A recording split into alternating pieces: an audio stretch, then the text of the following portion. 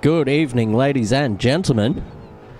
It's that time again on a Sunday night. We are back with the AK Racing V8 Supercars Championship Round 2, coming to you live from Adelaide Street Circuit.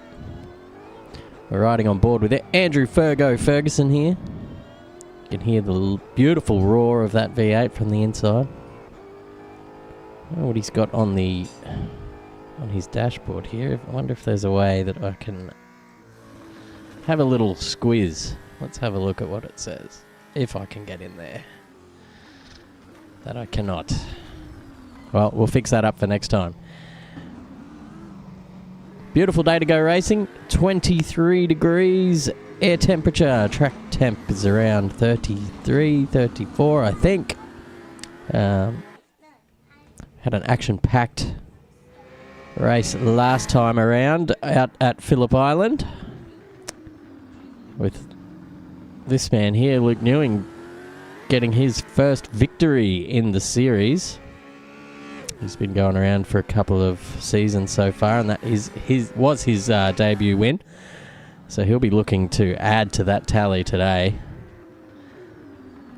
Certainly can do so. He's been the man to beat in the practice server all week. I think his best was a 17.5. So he's still got a bit of improving to do at the moment, but he is on the soft tyre. So the guys out there getting their final race runs down, the little setup changes for the race perhaps. We'll find someone on super softs. Let's go and see what Tyler Craig is up to. The Crashgate 2023 ING Mustang. They come through that turn 8 so fast. It must be so scary to do in real life. I know even in the sim, you sort of get a bit of a pucker on. Sometimes you get a bit too close to the wall. So I suspect tonight that might be the scene of a few accidents. We're gonna hopefully everyone can get through there nice and cleanly, but knowing turn 8 at Adelaide, there will certainly be some tears shed there tonight. But who will fall victim to it? Will it be this man, Matt Cotter? Also one of the winners from last week. He's looking to go a couple better this season, this championship. Third place getter from the last season. The two drivers that finished above him are not participating this time around, so he will certainly have his eyes on the prize for this season. And the man behind him, Dan Jenkos, our Super 2 winner last season, sorry. Wasn't last year. We had lots and lots of drivers sign up last season, so we decided to split the grid in half and split it by pace. And so we had like the top 24, I think, and then the rest in Super 2. And this is the man that came out victorious at the other end. So he's made the transition to, I guess, the main field. He's taken that like that to a duck to water at the moment. A couple of top 10 finishes already this season.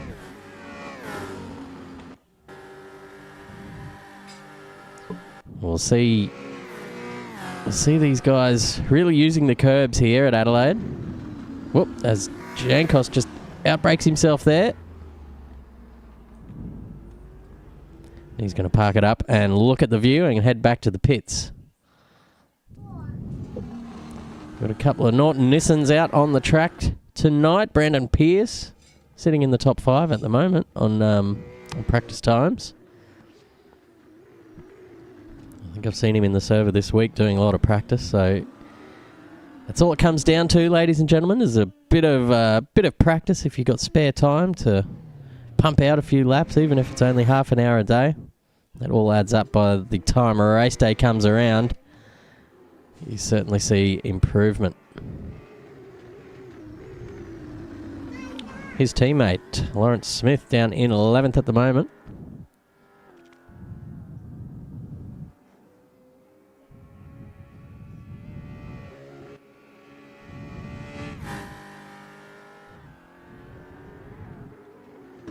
Harley Marshall back for some more.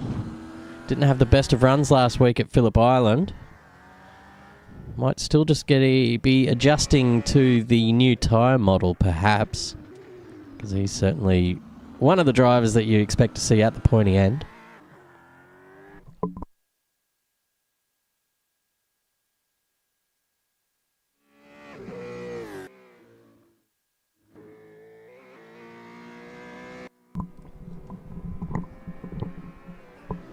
So he'll be looking to get his way up to pace soon enough in that ZB Commodore.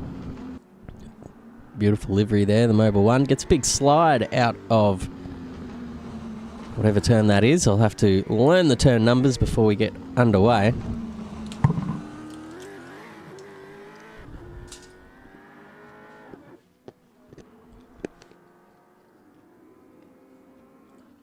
But his teammate just up ahead, Lachlan Grant.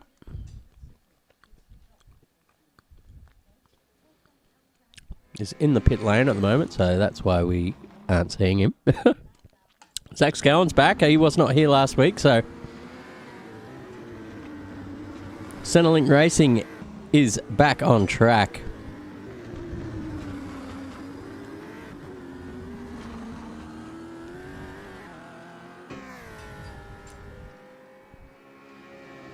Our championship leader so far, Alex McEwen, is just sitting in the pits now, just maybe getting some last-minute dinner in before a couple of big races ahead. We've got, coming up, we have a 15-minute qualifying session. Followed by, and we're mixing it up, the format this week, we've got a 10-lap super sprint where there will be no mandatory pit stop and a mandatory tyre compound, so they will be forced on the super softs. And we've heard from a number of drivers this week that the super softs are pretty dangerous towards the end of a 10-lap stint, so they're going to be tiptoeing around towards the end, and that should give us a bit of entertainment at home, and that's what it all comes down to. For me, a bit of entertainment. For the drivers, they're going to be sweating it out, but that's what we like to see. Bradsky Turby is in the server. The number 84 ZB. It's his second appearance now in the V8 Supercars. Looking to improve on last week. And I think you'll see a lot of these new drivers will certainly start to improve as they get more and more used to the car. Although Jimmy Park is out there cutting the lawn. He's had enough experience in these cars. He should be keeping it on the black stuff by now. But that's okay. We can joke with Jimmy Park. He's a mainstay of AK racing. But what was I saying? These new guys will be shooting up the ranks. I suspect a lot of these guys are going to start to find their feet within the next couple of races, depending on how much practice they put in, obviously. Last week we saw a couple of debutants right up there in the mix. Trying to think who we had. Hawkins. I haven't seen him. Oh no, he's up there. Here he is. Second on the timing tower. So that's great work from Hawkins. I suspect he's going to be the man to beat in a few races' time once he certainly finds his feet in these V8 Supercars. They're not the easiest things to drive.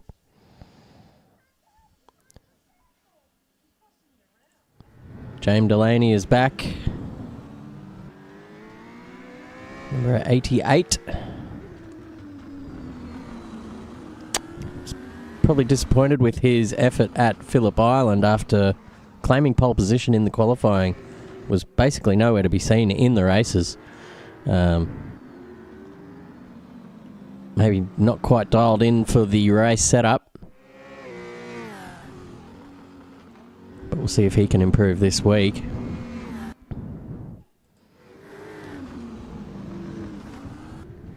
Cooper Shipley coming out of the pits for a little outlap. Got quite a few drivers in the server this week. It's going to be quite busy out there on track. So everyone's got to be quite aware of that. It's going to be, well, look, especially through this staircase section here, if there's any sort of cars turned around, it's going to cause a big problem for anyone behind them. So they've got to just tread carefully the first couple of laps with the cold tyres, cold brakes, all of that good stuff. Josh Hughes has made it into this server again. So maybe I haven't heard much. I haven't heard anything about his new baby that's on the way, or it could be already there. Might not be because he's in the server, but maybe he's just trying to get a bit of sleep. The best way you can do it is behind the wheel, I think.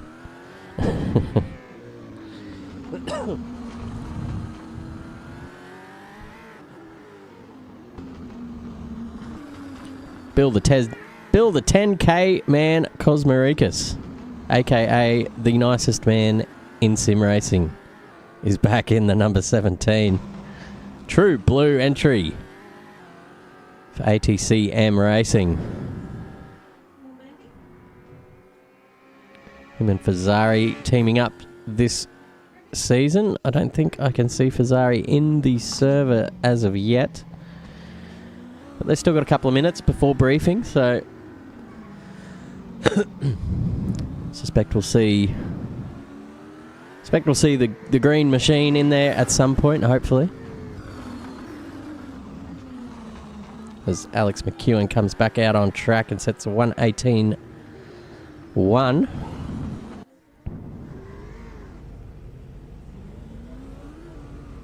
Just going to have a quick look at the standings here because I'm not sure who is second.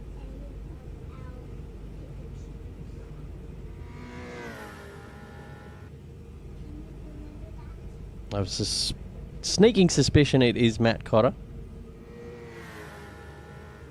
but we're going to find out. Alex McEwen is in front on 300 points with Matt Cotter in second place on 282. Third is Ryan Hawkins, our debutant here in the V8 series. Great effort there with him running third. Luke Newing fourth. Stephen Marsden fifth. Scott Garrick sixth. Andrew Ferguson seventh. Nick Mello, after having a bit of a disappointing run there at Phillip Island, was certainly in the mix for a long way. I think just having a few inconsistencies there. James Delaney, 9th, and Cooper Shipley round out the top 10.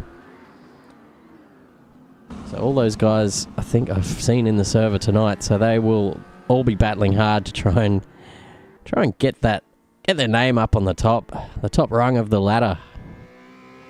It's a proud place to be, and I'm sure everyone here is gunning for it.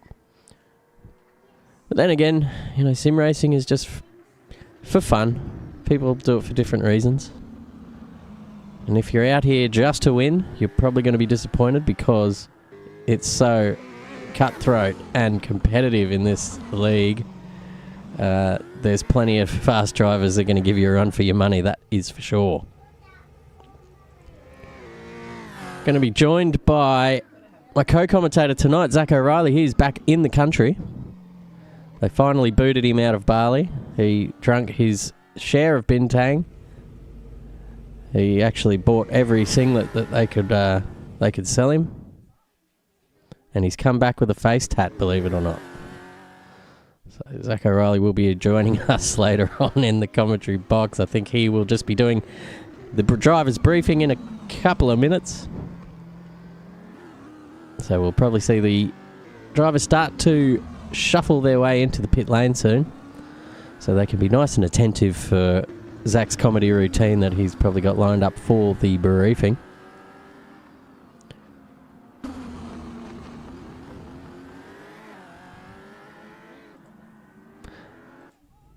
As I was saying earlier, we've got a 10-lap sprint, super sprint race with the mandatory compound of the Super Softs. Now, following that, we will have the feature race of this evening, and it is a 56-lap. Well, it's going to be a slog. 56 laps of this joint is going to test the best of these guys. Strategy, who knows what's going to be the best. We could have 3 stoppers, we could have 4 stoppers here. There's going to be a lot of pit stops over the course of the race, a lot of tyre changing. Zach's going there, doing a few doughies. I'm just interested in this car, actually. Can you actually see out of the windows? You can. Okay. From the outside, it's... Oh, yeah, it's just very, very hard to see in. We've got the darkest legal tint, perhaps. And it looks like our drivers are now leaving the server. A few of them. I think briefing should be started by now. It is 6:30. But I'm not plugged into the main comms, so I have no idea what's going on. Have no idea what's going on at the best of times. Let's be fair.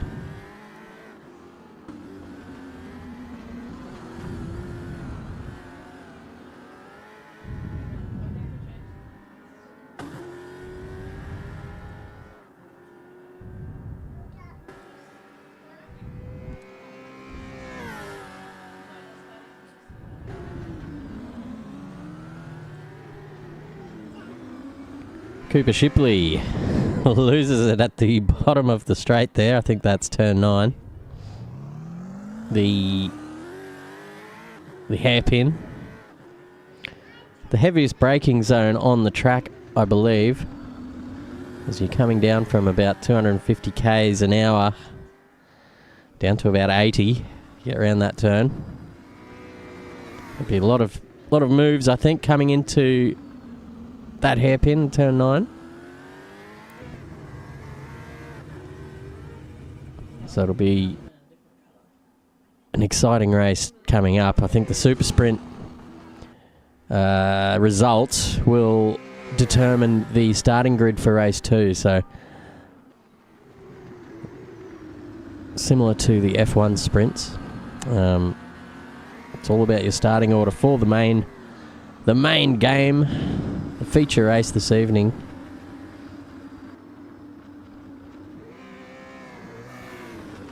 It looks as if Alex McEwen is the man to beat tonight. He's on top of the championship and he's set the fastest time at 18.1.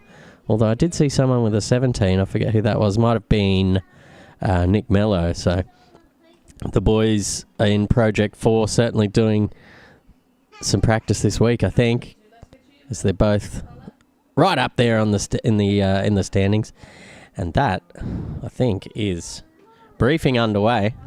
So we're going to have a look at some of these cars, some of these liveries we've got.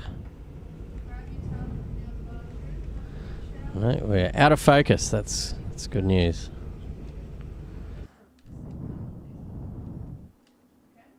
What if we do this?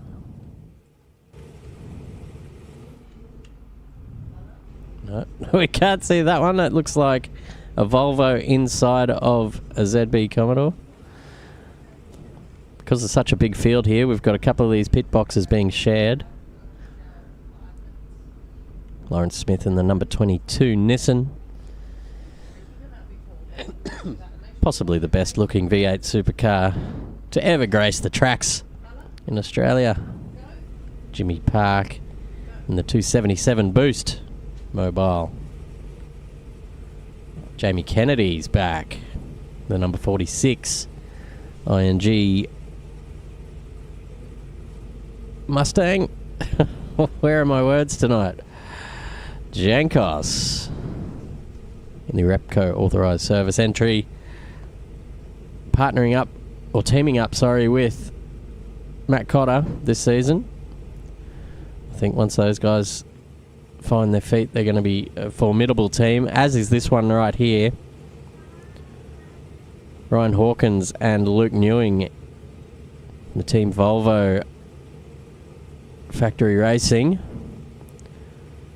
Both of those guys quick, so that's one of the teams to look out for. Matt Cotter.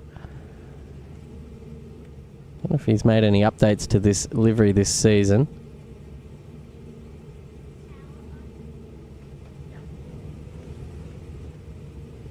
Bradsky Turby in the mobile entry. Nick Percat colours.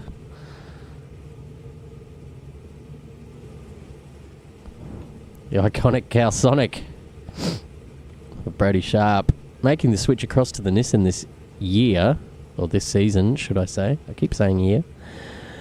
Across this season, we'll see how he goes. One of my favourites is the Nissan, that's for sure.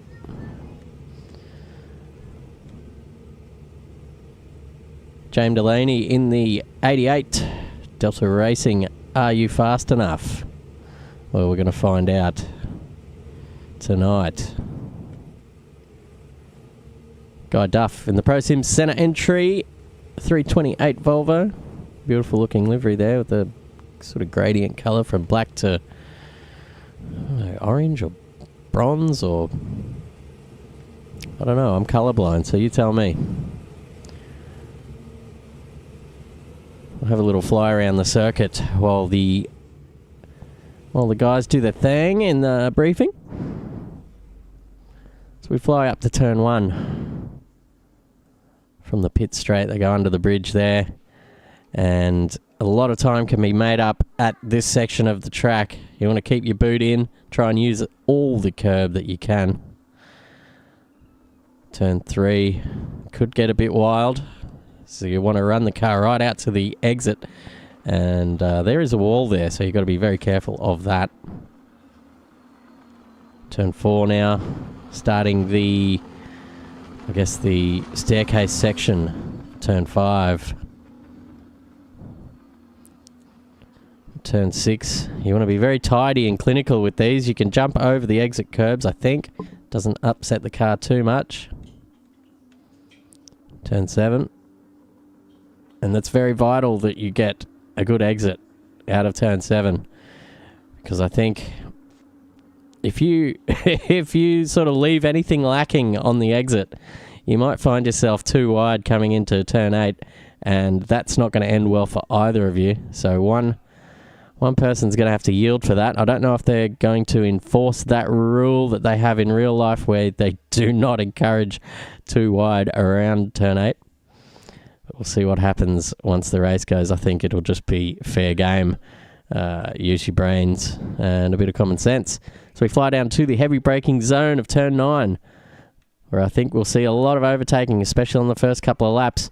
You'll watch those drivers come flying up the inside there and just try and poke the nose up and take that inside line around to turn 10. It's an awkward little quick turn, but you want to run it as wide as you can, maybe even use a bit of that exit curbing and fire it back in for turn 11.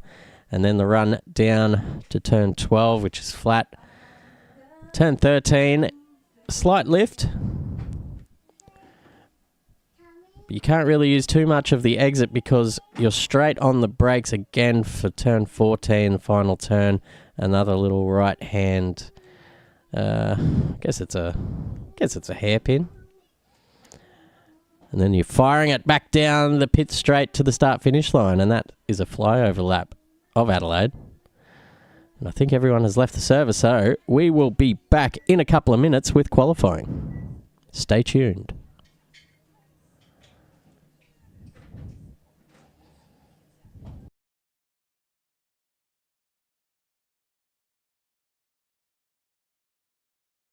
G'day, mate. Buddy, fucking hell. That. I'd rather be called pal than fucking buddy. That is the ultimate. Oh, Jesus. Oh, fucking hell, that sounds a bit sexual. Yeah, good. I gave everyone a whack at the start. I said, welcome to Adelaide, where every friggin' person has a half New Zealand, half Pommy accent. I don't know why, but everyone was, they're all just like, oh, get out of here. I feel like I've been attacked. I was joking, obviously. But no, pretty easy, pretty good. I just made mention about blue flags again from last week. There was a couple of queries and just made it clear as day about how to do it and whatnot. And yeah, just the rest of all the natural bullshit. So all good. Give me a life, brother. Yeah, Matthew's doing everything. There's no one to help him. He's doing the whole thing, but it'll be virtual safety car tonight. So yeah.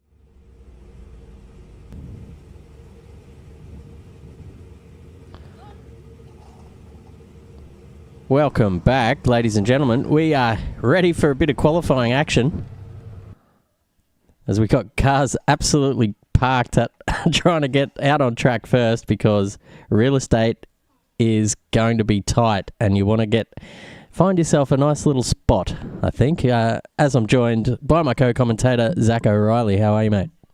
Very good to have you here with me, Chris, as well. It's great to be back in Australia with the commentary position. And yeah, I'm looking forward to this one. It's going to be fantastic, and it'd be great if I could see it too, my friend. I'd absolutely love to see the action. You'd want to see some of the action, as do the people at home. So we'll set you up there, and it looks like we are green on this qualifying session, with the usual suspect of Nick Mello out on track first. So we're going to see all these cars come flying through this beautiful Adelaide street circuit. Looking like a beautiful day out there as well in Adelaide today. Sunny skies, just a bit hazy in the back towards the south, but otherwise good conditions for motor racing. Yeah, just a little bit of pollution out. But you expect that down there. A lot of cars on track. A lot of cars in the city. But it's as you said. I forgot to mention that these V8 supercars now in this mod are actually on the biofuel. So Right. new addition to AK this year. When we go to the city circuits, we don't add to any of the smog. So biofuels only. Well, you heard it here first, ladies and gentlemen. We are keeping up with the times here at AK Racing, doing our part for the environment. The old schools will say no to pollute the shit out of it. That's a bit rich coming from me, since I own a cammed supercharged V8 monster in real life. As long as you don't drive it every day, you're all right. We should right on board with Nick Mello and see how he attacks this street circuit. First street circuit of the calendar this year. Yes, Ducks it into Wakefield corner there. He's gone a bit wide into Wakefield, then down to the East Terrace.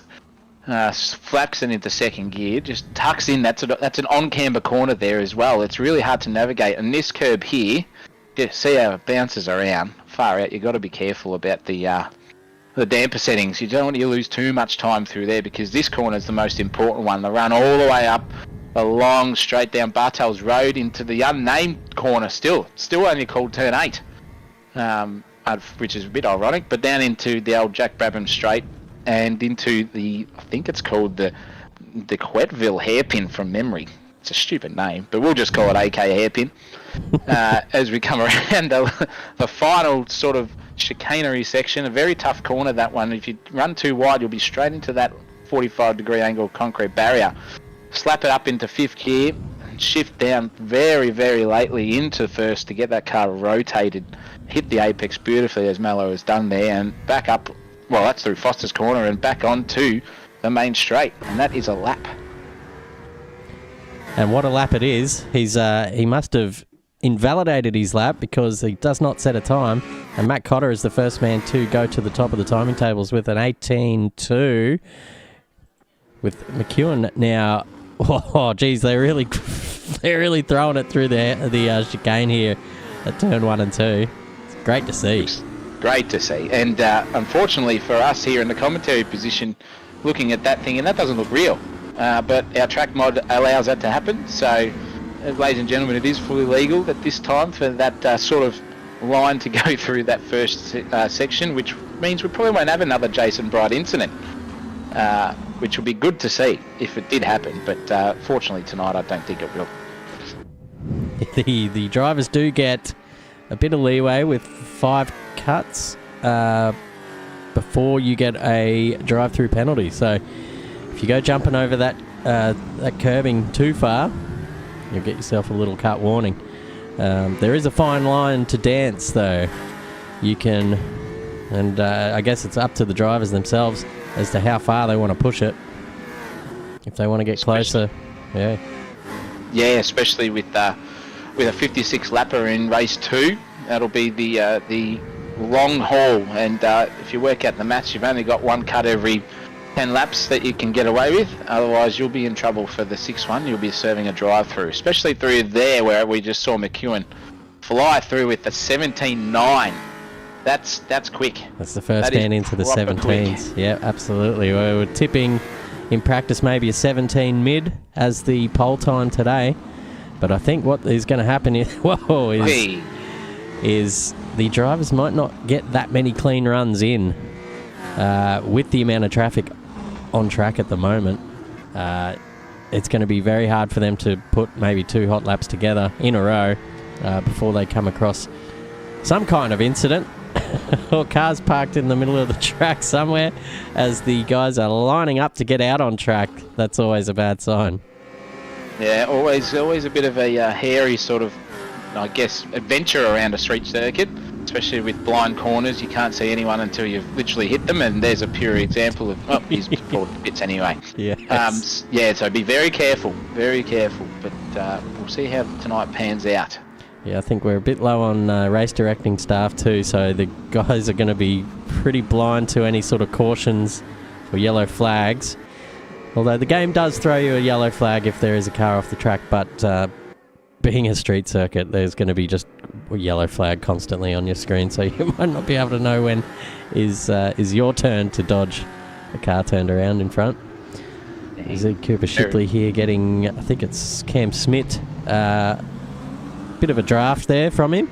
Might be holding him up a little bit as well, but that's the nature of qualifying. No one has to yield for another driver unless you are on an out lap. If you're on your hot lap, you do not have to get out of the way of someone coming faster than you behind you. That was very hairy by Shipley there. He locked up square hard, nearly ran straight square back into the rear end of that Mustang, the old Bottle Mustang, I think it is. Oh, who's that? And we've got people, this is pandemonium nearly. It's Angus Wells. Somehow. Not using his rearview mirrors there. He wants to get out of the way as fast as he can here. Almost made it with one of those Nissans come flying up behind them. Quick smart. Goodness me, it is busy out here. Harley Marshall sitting in 13th place. I had high hopes for Harley this round. We can see what he can pull out. Hopefully he can get up into the top 5, I'm tipping. Yeah, is that going to be up there? Definitely. And with only 8 minutes to go now, our top 5 is pretty close in most of it, apart from obviously not top 5, sorry, top 4. Everyone's sort of in that 18s, but then the battle from 5th all the way down to 10th is within not even a second. So it's going to heat up shortly. Everyone's going to get in their groove. And hopefully, yes, your man Harley Marshall gets out of that bottom 13 and slaps it up there in the top 5 somehow. I guess Kennedy goes for a bit of a jack dancer around there and teleports to pits. It's a lovely looking car, Harley Marshall's Mobile 1 Commodore there. A bit of the retro vibes about it. Absolutely. I am loving all the liveries this season. There's just... every one of them just looks smick and clean and professional. You can see he's done a great job with this one, and I think his teammate Lachlan Grant, both running the team cars, team liveries this season. Very good recovery, very good, and especially these two, they're a very good pairing. They've been together for probably, I think, 3 or 4 seasons now, those two. So they definitely know how to set up a ZB, and it should be interesting to see what they can do here at the street circuit. A lot different to Phillip Island, and he seems to be doing pretty well here. He's already a good second up on his previous best with the accumulative time, so we'll see where he ends up. Let's see what he's going to pull out here as he goes across the start-finish line. It is an 18.9, and that puts him up into the top 5. Thank you, Harley, for bringing my prediction to light. But there's still these guys down here, Luke Newing, for one, who is tipped for pole. He's been the fastest guy all week in the practice server. So he's just probably trying to get a bit of clear air here so he can really put the foot down and throw those numbers down into the 17s. Yes, and speaking of practice session, there was only 25 milliseconds between the top 3 quickest times. Wow. Just for people at home, and it was very, very close. So those 3 people were Mr. Newing himself, Matt Ficotta, and Alex McEwen, who at the moment is on pole with a 17.9. Still half a second off where they were, though. So we'll see where they end up. But good things coming for Luke Newing if he can just find that perfect line or some spare track. He's probably going to be searching now with 5 minutes to go. Might be time to maybe think about throwing some new boots on and going for one last push at it. Try and find a bit of track space, I suppose. He's got who's that in front of him? Scott Garrick in the Pro Sim Centre Volvo.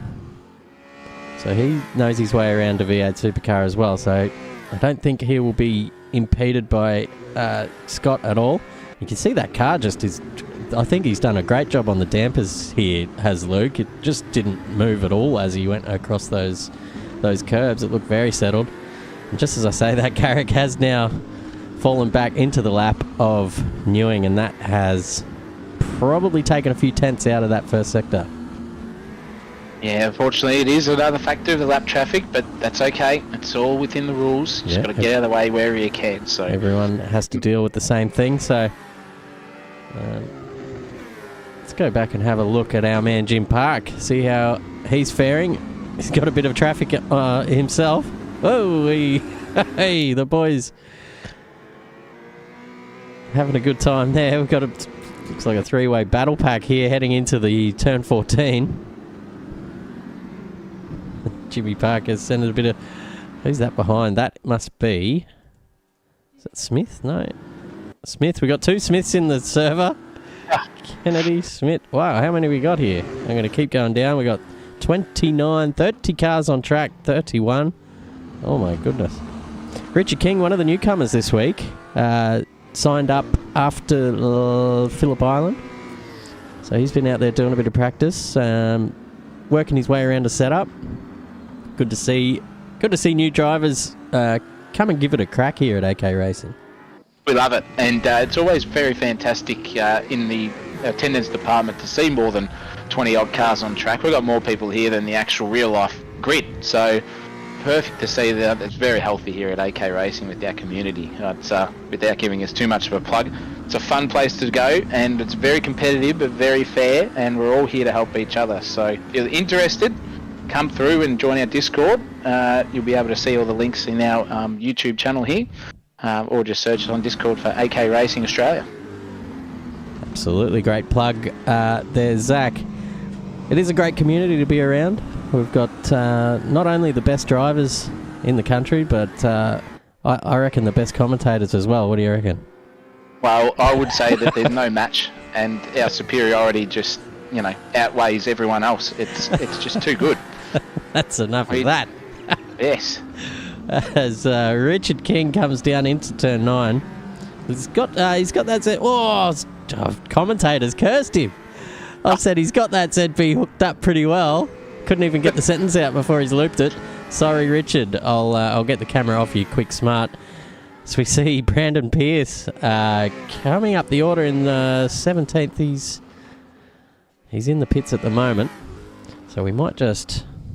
Let's flick over to our man in second place, I would say, Matthew Cotter. He's the only one out at the moment.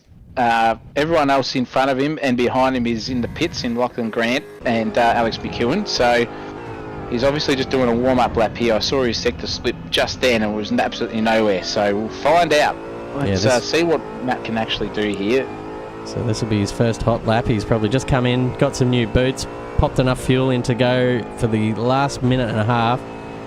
Takes a bit more of a conservative line through the chicane than maybe someone like Alex McEwen, who really has figured out where the track limits are and pushes them right to the edge. But I think Matt Cotter's strength is this part here, this staircase. As you can see how he just hits his marks, hits the apex, gets on the power beautifully. He's given a flash to the car in front. Naughty boy, you can't be doing that. So he's going to be impeded here, and he's probably up on his Delta 2. That's probably why he's giving the car in front a bit of a flash. He's going to send it up the inside. Otter-esque, so everyone would say. He just absolutely sends it everywhere. Let's see where he comes up in Sector 2. He was very close to being bang on time with Alex McEwen. He's missed out by 2/10, so if he can get around for another lap here, if his supers are going to hang on, he should be able to do another lap. Yes, he will. He's got 30 seconds to go, so he's going to have one more crack at it. But he has got a bit of traffic up ahead. Let's find Luke Newing and see where he is at the moment, because he's got 17 seconds to get around. He's 3/10 down in the first sector. I don't think he's going to make it around in time to start another lap. So Luke Newing losing out here in the qualifying. He's going to start from 11th at best. Oh, hang on. He is purple in the second sector, so what could he do? Can he go purple in the third and get up the order a bit? I'm sure he can at least improve somewhat. He does. Gets up into the top 5 with an 18.3. Wow, it's tough out here, isn't it? How tight is that? We've got a 17.9. We've got an 18.1, an 18.2, an 18.2, an 18.3, an 18.5. All separated a top 6 here, as we've got a couple of people coming over for their last lap. Scotty Garrick's just gone up into 8th position with that lap. That says 18.7. And it looks like, is that Duff coming through now? It Duff coming through. Where's he going to be? He's not going to move from where he was in 17th. Harley Marshall is finished up as well. And it looks, that is tight. That's a second covering the top 10 just about. That is insane. That is absolutely insane. And Sir Alex Ferguson. Andrew Ferguson comes through and takes our 23rd position. Harley Marshall looks like I don't know what's happened there. I think our timing towers have just had a hissy fit. He's done an 18.5, but it says that he's down in 20th. So, not sure what's going on there. Yeah, that'll fix itself up, I'm sure, come the start of the race. As people jump in and out of the server at the end of sessions, the timing tower starts to do funny things. But that is qualifying done and dusted. Alex McEwen on pole with a 17.9. He set that very early on in the session. Only needed 5 laps to do it as well. Yep. So I think that's 5 valid laps. So I'm tipping there was a few laps in there that were just a little bit too liberal with the with the track limits there at turn 1 and 2. Matt Cottis off the front row will have the inside line. He does, yes, correct. So that'll be, you watch out for him starting on the super softs and trying to get that hole shot and take away some of that lead from Alex in the championship. Nick Mello off the second row with Lachlan Grant, Luke Newing, Harley Marshall, James Delaney, Scotty Garrick, Daniel Walsh and Stephen Marsden round out the top 10. And we will be back in a couple of minutes. So go and make yourselves a cup of tea, get a packet of bickies, and come and join us for a 10-lap super sprint around this Adelaide Street circuit.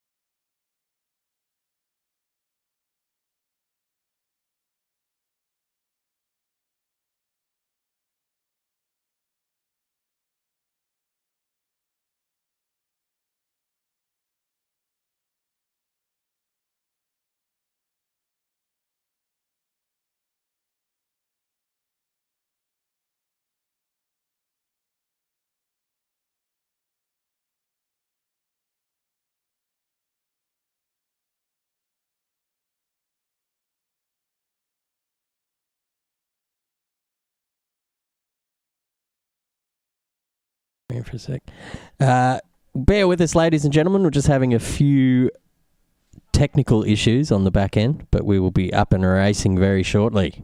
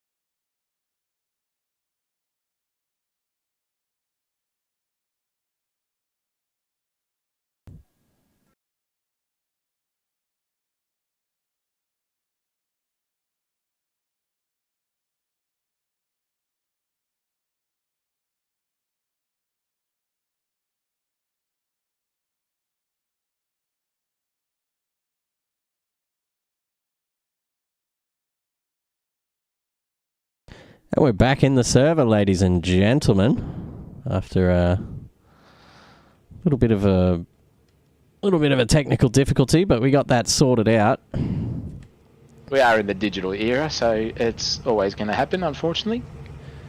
Yeah, you take that from time to time, but you know what? It wasn't too bad. We got it fixed up pretty quickly, and most of the drivers are in the server already. Go and have a little fly down. I'll just have some vision, please.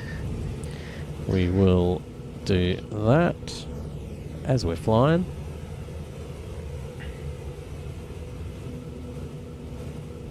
Thank you, sir. Very good view of the old Valo sponsorships. Unfortunately, they're not the sponsors, I don't think, anymore for this year, but that's all right. Seems to change every year. It does. Used to be Clipsal for a long time. Yep. That's a very, very colourful looking grid. We've got people around the corner. Now, I haven't seen that on a real grid since about 2006. Yeah, that's an awkward place to start. You want to try and be very gentle on the clutch, I think, with these guys who we got Smith and King, and I'm sure there'll be a couple of cars beside them there as well. We'll have to watch, and hopefully they do not just loop it straight away.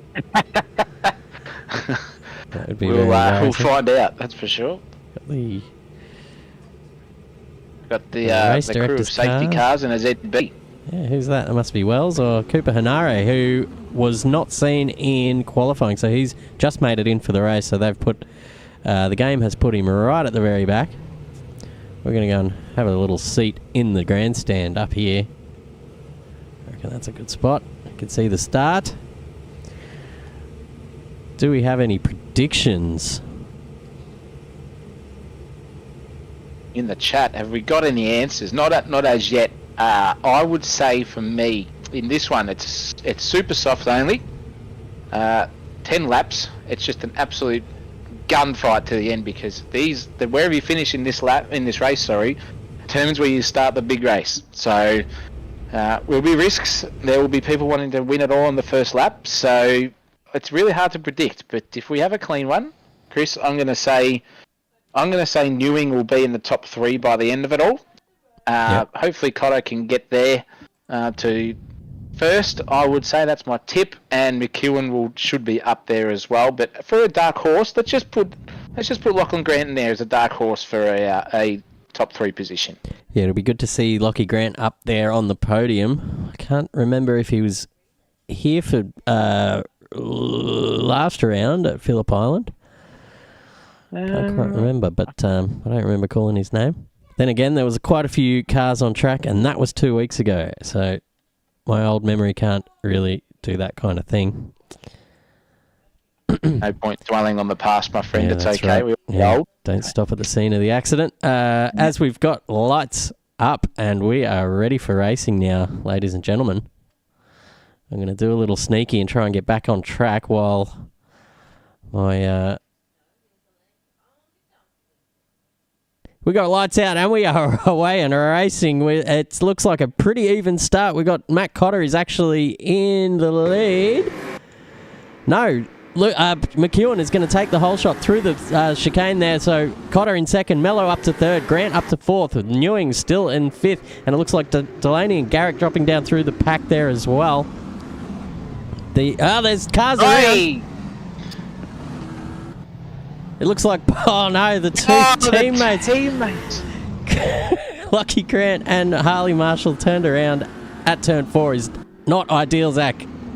Not ideal at all. That looks like a Alpine 1-2 gone. If I could put in an F1 term there, that is horrible. I'd hope to think that what the chat is going on in their mumble at the moment. But looks like everyone else has got through relatively unscathed through the first half of the lap here. Ewing's already up to 6th. So he's going to be on a charge here for sure. As Cotter's just struggling a bit here. He's on the outside going into the hairpin. A little bit of hustle and bustle down the back here as well. And it looks like we've got another little battle pack at the rear here forming. That's probably from avoiding the 2 Mobil 1 cars that were spun around at turn 4. Back to the front of the pack, and it looks like James Delaney has made his way up into the second place. I thought it was the lead, but McEwen's just absolutely gapped them. 3.5 seconds now, the gap to second. James Delaney under a lot of pressure here from Nick Mello behind as they all filter through for the second time through the chicane at turn 3 into the high braking zone of turn 4. Mello right up behind James Delaney. Oh no, he's got an S added to his name today. He's back to being James Delaney in the number 88 Delta Racing VF Commodore. Was a request by our friend James to put the S on the back of it. He goes, I'm not quick without an S on the end of my name, so if you could put it back in, and lo and behold, here we are. Here he is up to second place as Mello and Cotter now trading positions down the back. Are they going to go side by side? No, Cotter just wisely, I think, just slots it back in behind Mello to maybe have a little look, but it looks like Scott Garrick and Walsh are lining up on Cotter here, and Garrick's going to try and push it up the inside. They're going to go side by side now through turn 9.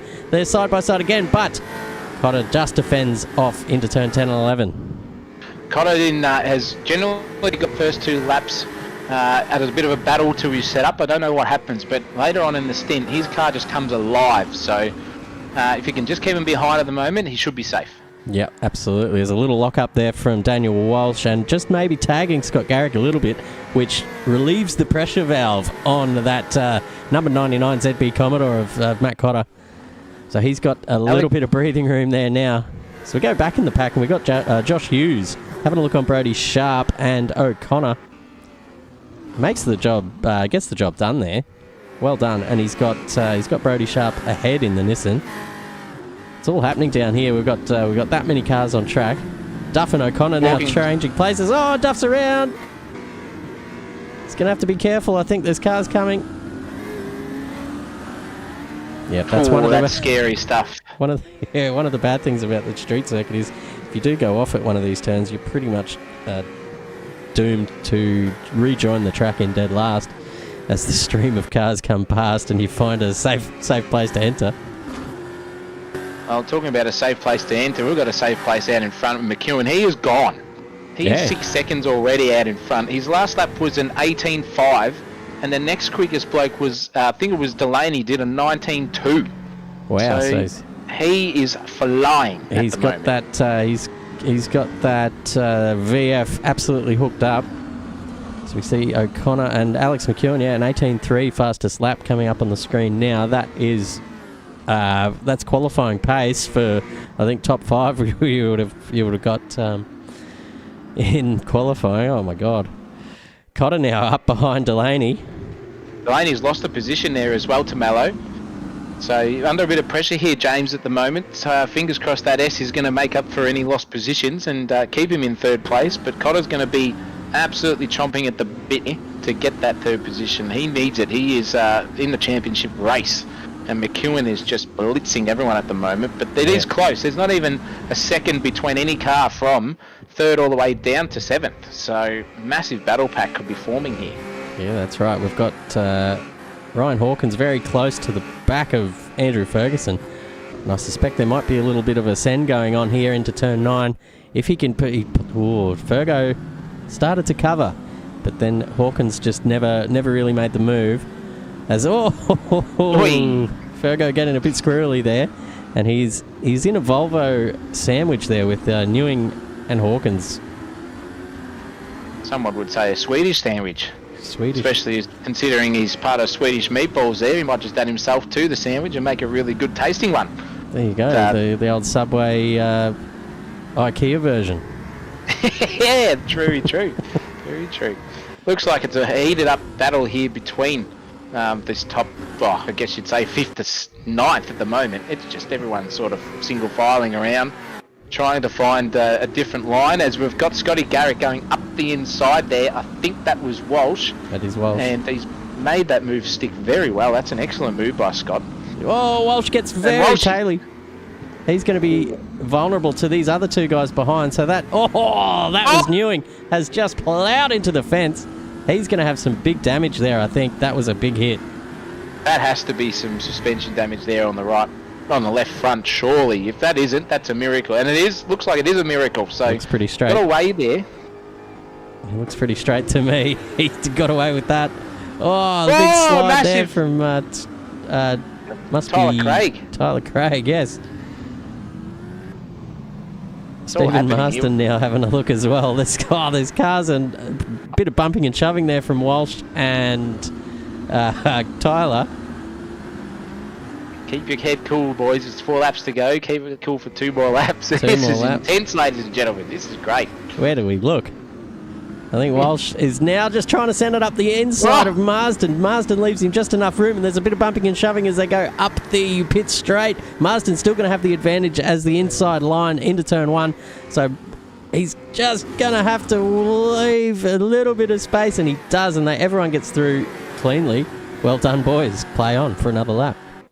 Play on indeed. That was more like Brett Lee versus Alex Cook. That was all over everyone.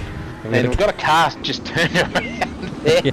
At least it's... And Walsh has done the same thing on the second lap, and he's yeeted it into the wall. And he's lost a few more positions for his troubles. He goes back down to 13th. And that is that, ladies and gentlemen, that battle over for now, as we got the teammates, the Volvo boys, lining up on each other here. Ryan Hawkins.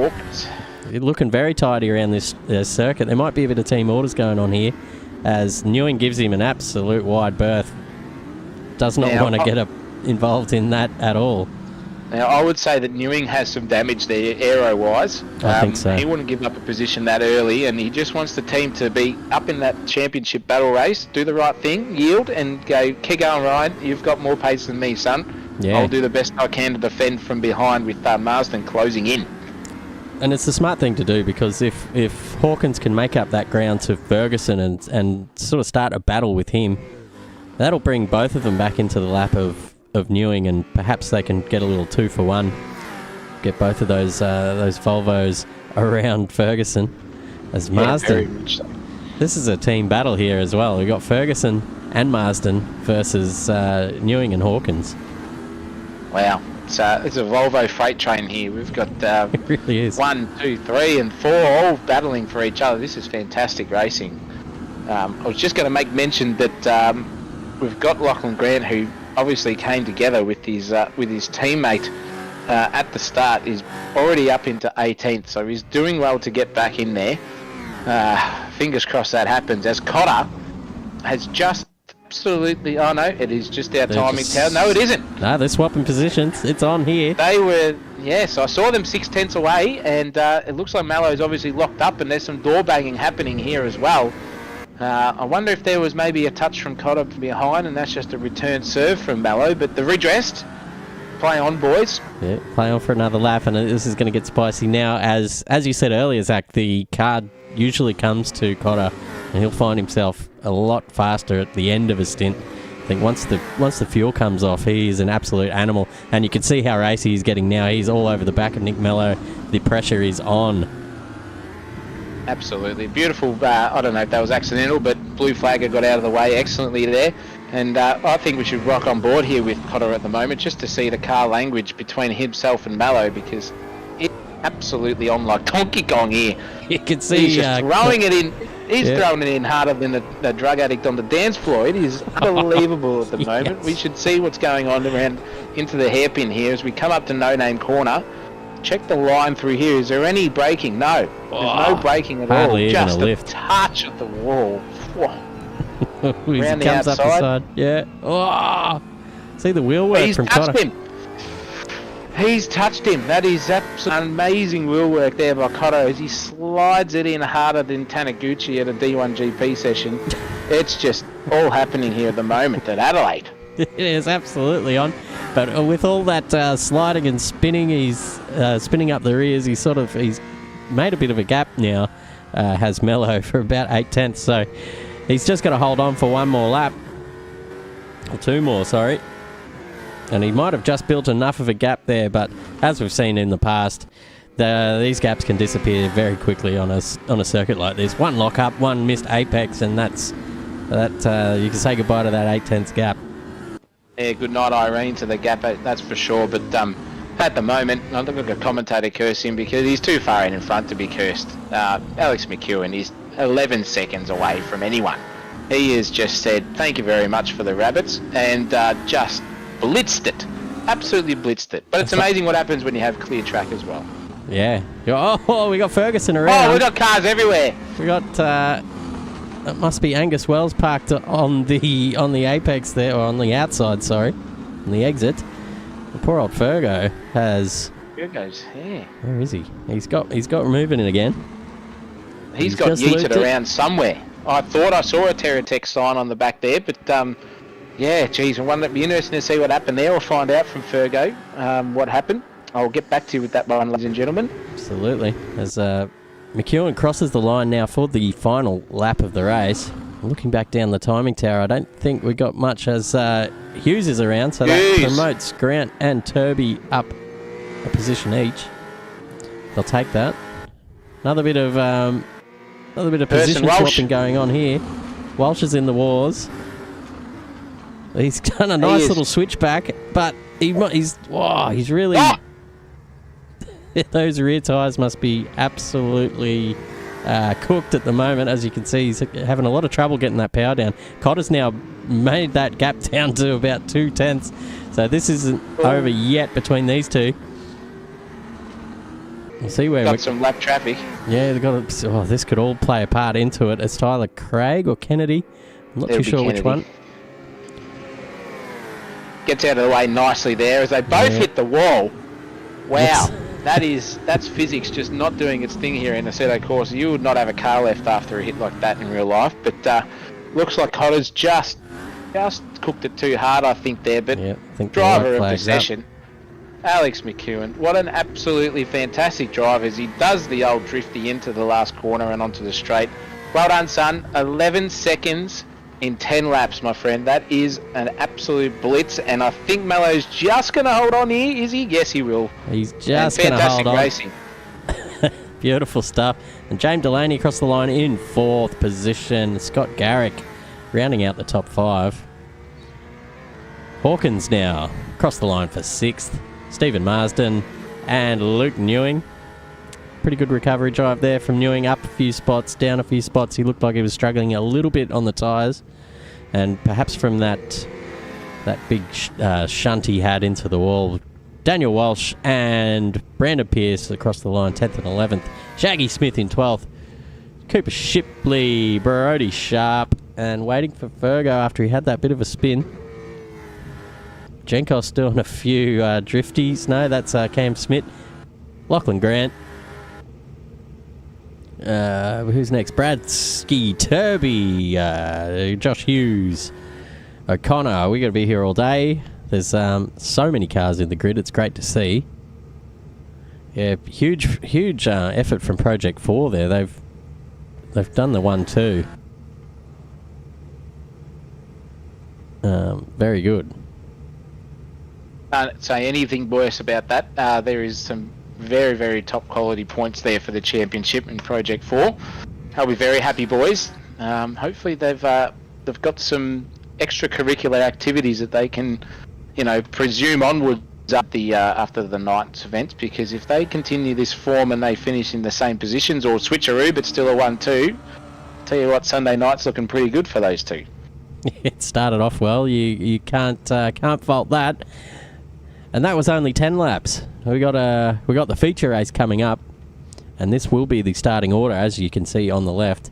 McEwen off pole position, and Nick Mello on his outside. Cotter and Delaney, Garrick and Hawkins, Marsden, Ewing, Craig and Walsh. Good effort from Tyler Craig there. Kept it clean, coming in the top 10. Walshy had a bit of a tough race.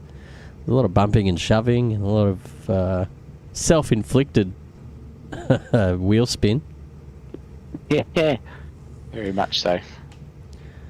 Oh, and I'm sweating after that, and that's only 10 laps. So we've got a blockbuster coming up here. We're gonna have to try and keep track of all the pit stops and who's where, net gain, and all that sort of gear. I'll tell you what, Chris. It'll be 2 stops minimum. It'll be nearly impossible to do a one-stopper. Yeah, I don't know if the fuel tank will let you do that much, but maybe it will. It could do. We might see some Aussie racing cars fuel-saving techniques happening as well. It's all going to be happening here. We're going to be busy boys. Absolutely. And that is the end of that session.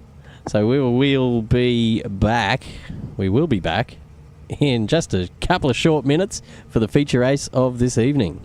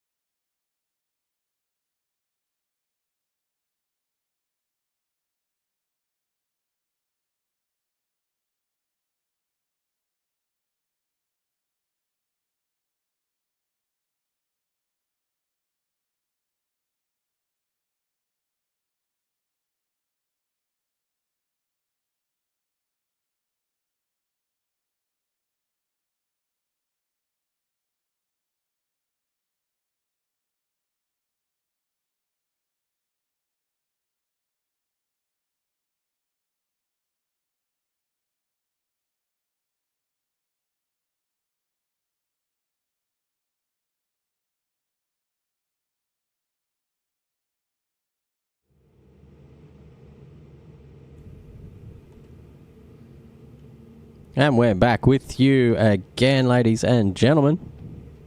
For the feature race this evening, we've got 56 laps of this. This is going to be a tough ask for these drivers, 56 laps to keep it on the black stuff and out of the pit lane for any sort of drive-through penalties for cutting. But look at that beautiful shot there of 30-something, 31 race cars here at Adelaide. Fantastic to see that many, this many enthusiastic sim racers all in the same place. So we say, AK Racing, we're here to help, and we try and make the racing the best in the country. Certainly got the best drivers, and we're going to see all of their skills on show right here today. We've had a request from one of the drivers to give it a bit of Murray Walker on the on the start, so I'm going to oblige him, albeit terribly. So sorry to everyone out there who has to hear this. Oh God, I should have practiced this to start with. Any predictions in chat? It's a long race. Anything can happen. I heard Murray Walker here. I just came back. Sorry, what was that? I've had a request to do a bit of Murray off the start. We need Sakluna in here. That's what we need. He's very good at that. Yeah, very good. Oh God, my voice isn't even do it. We've got 1 light, 4 lights, 5 lights, 6 lights, pause. And it's go, go, go in the AK Racing V8 Supercars Championship. And Alex McEwen has got a very good start with Nick Mello on his outside. And they're going to go through the first chicane, nose to tail. That's enough of that. There's a bit of bumping and shoving back there. It looks like Luke Newing and Hawkins with Walsh just squeezed up in the sandwich there. It's all happening here. And they're all... seems to be all starting on the super softs, except for Ryan Hawkins. So he's going to find himself vulnerable here at the start from a lot of these guys coming through, pushing up on the faster compound. I can't see anything at the moment. My computer's having a hissy fit or something. I'm so sorry. That's all right. I'll let's try that again. There we go. We got some action there for you. Beautiful commentary there by our good friend Chris Munro with the excellent impersonation of our good friend up in heaven, Murray Walker. But no, in all seriousness, yes, absolutely fantastic start. We've got cars everywhere at the back. That's a Falcon going around at the back there. Yeah, that's Bill Kosmarikis doing a bit of a 360 pirouette and drives on like nothing happened. It's very good driving there. Alex McEwen now is only a second in front, not like last race where he was about 3 seconds clear by now. Matt Cotter is putting Nick Mello under a bit of pressure here on lap 2. We'll see what sort of run he can get. I imagine that might have been a bit of a track cut there. So that's the first one up his sleeve, done and dusted on lap 2. As a reminder to everyone at home, they only get 5 cuts, so we'll use them wisely. And try not to use them on purpose. Yeah, we've got to be careful with the old cut situation here, especially in real life. You can't get too many on the same arm. Should be in a bit of trouble. Might have to call the old ambulance. But nonetheless, speaking of ambulances, I think we've got some pretty different strategies going on here. We've got people in life support on the softs. They'll be needing that in about 20 laps, I would say, and then the old ECG will come out for these super soft drivers in probably about, I reckon, 13 laps. What would you say, Chris? Yeah, well, it looked like towards the end of that sprint race that there was a few guys struggling with especially rear grip and traction. So we might see around the 10-lap mark these super soft drivers coming in, maybe to go onto another set of supers and then maybe softs later on in the race. Who knows? Who knows? Yeah, with these new tyres, mate, it's all up in the air. We don't know what the optimum strategy is going to be yet. No, and speaking of strategies too, I've had word on the wire that there could be an alternate strategy from someone in the grid, and I'll let you know if I see more than that than the normal pit stops happening. Oh, interesting. Just keep this as a bit of a cliffhanger for everyone at the moment, but yes, it seems like there could be an alternate strategy here in the pit stop running. So keep your eyes out, fellows and friends and girlettes out there and girls. All of the above. So we're riding on board with Luke Newing now. Looking very stable as he exited that corner, didn't he? There was no rear, movement there at all. Mind you, he has got the super softs on, so they are very grippy. And he's on the back, and he's just hit the wall.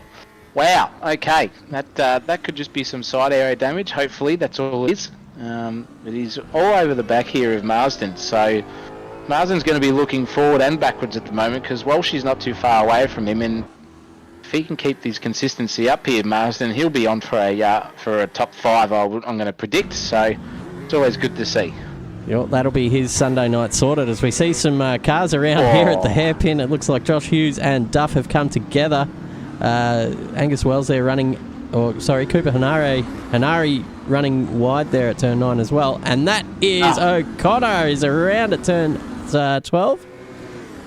Yeah, that is turn 12. He's not doing his best 11. impersonation of Brian O'Connor, I'll give you the odd tip. So needs to keep it going there for sure and keep it pointing in the right direction. And poor old Josh Hughes has just elected the Revco Dan ZB. Jenkos is around.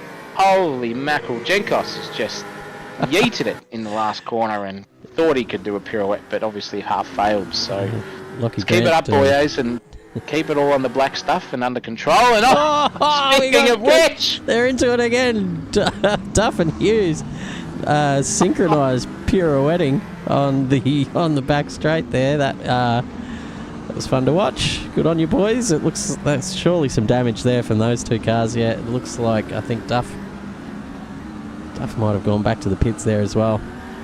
Hughes is in trouble here. He couldn't even get it turned around that corner. No, I think... So it looks like some horrible front steering arm damage for Joshua Hughes. Yeah, he's right hand down there a bit too far for my liking. So let's see if he can make it through turn 8 alive. It has to really get off the racing. throttle. Whoa. Yeah, that car's not in a good way. Back up the field a little bit. Brandon Pearce has found himself behind Ryan Hawkins. One of the movers and shakers from round 1 and race 1 here. So But he's got a very attractive auntie in Jennifer as well. Miss Australia, Miss Universe, mate. Miss Universe. Oh, there you go. Yeah. There'd be quite a lot of women in the universe, so I don't know who's in charge of judging all those, but he's got a tough job. Like art, everything's subjective, so no skin off anyone's back who disagrees or agrees with me. Thank you very much. That's right. One man's 10, another man's 3.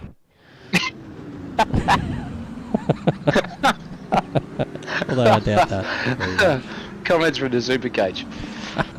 Humble creatures we are. Scotty Garrick is up behind Daniel Walsh, and there's a bit of a train forming behind him too, with Marsden and Ewing chiming in. Tyler Craig 3 seconds off this battle, but I tell you what, if these 4 keep going the way they're going, that will be a 5-car orgy soon. Oh, okay. We're getting a freezer party. Anything above that is just a circus, and I think we might be calling Silver Circus to come down to the track post race and continue on with this pandemonium that's happening. That's right. Bit of Cirque du Soleil action, perhaps.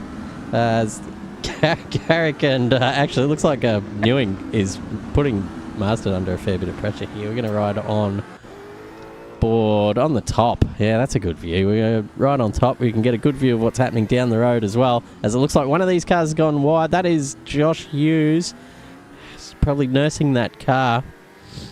Who won round 1 at Phillip Island? Alex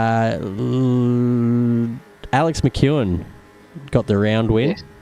Got the round win, and Cotto got second as well, just an FYI. Yep, so it's the top 3 in the championship are the top 3 in the order, and it looks like these two are actually duking it out here with Cotto looking up the inside of Mello at turn 14. Both getting a bit squirrely under brakes, but Cotto's going to have the last laugh here and get that position back.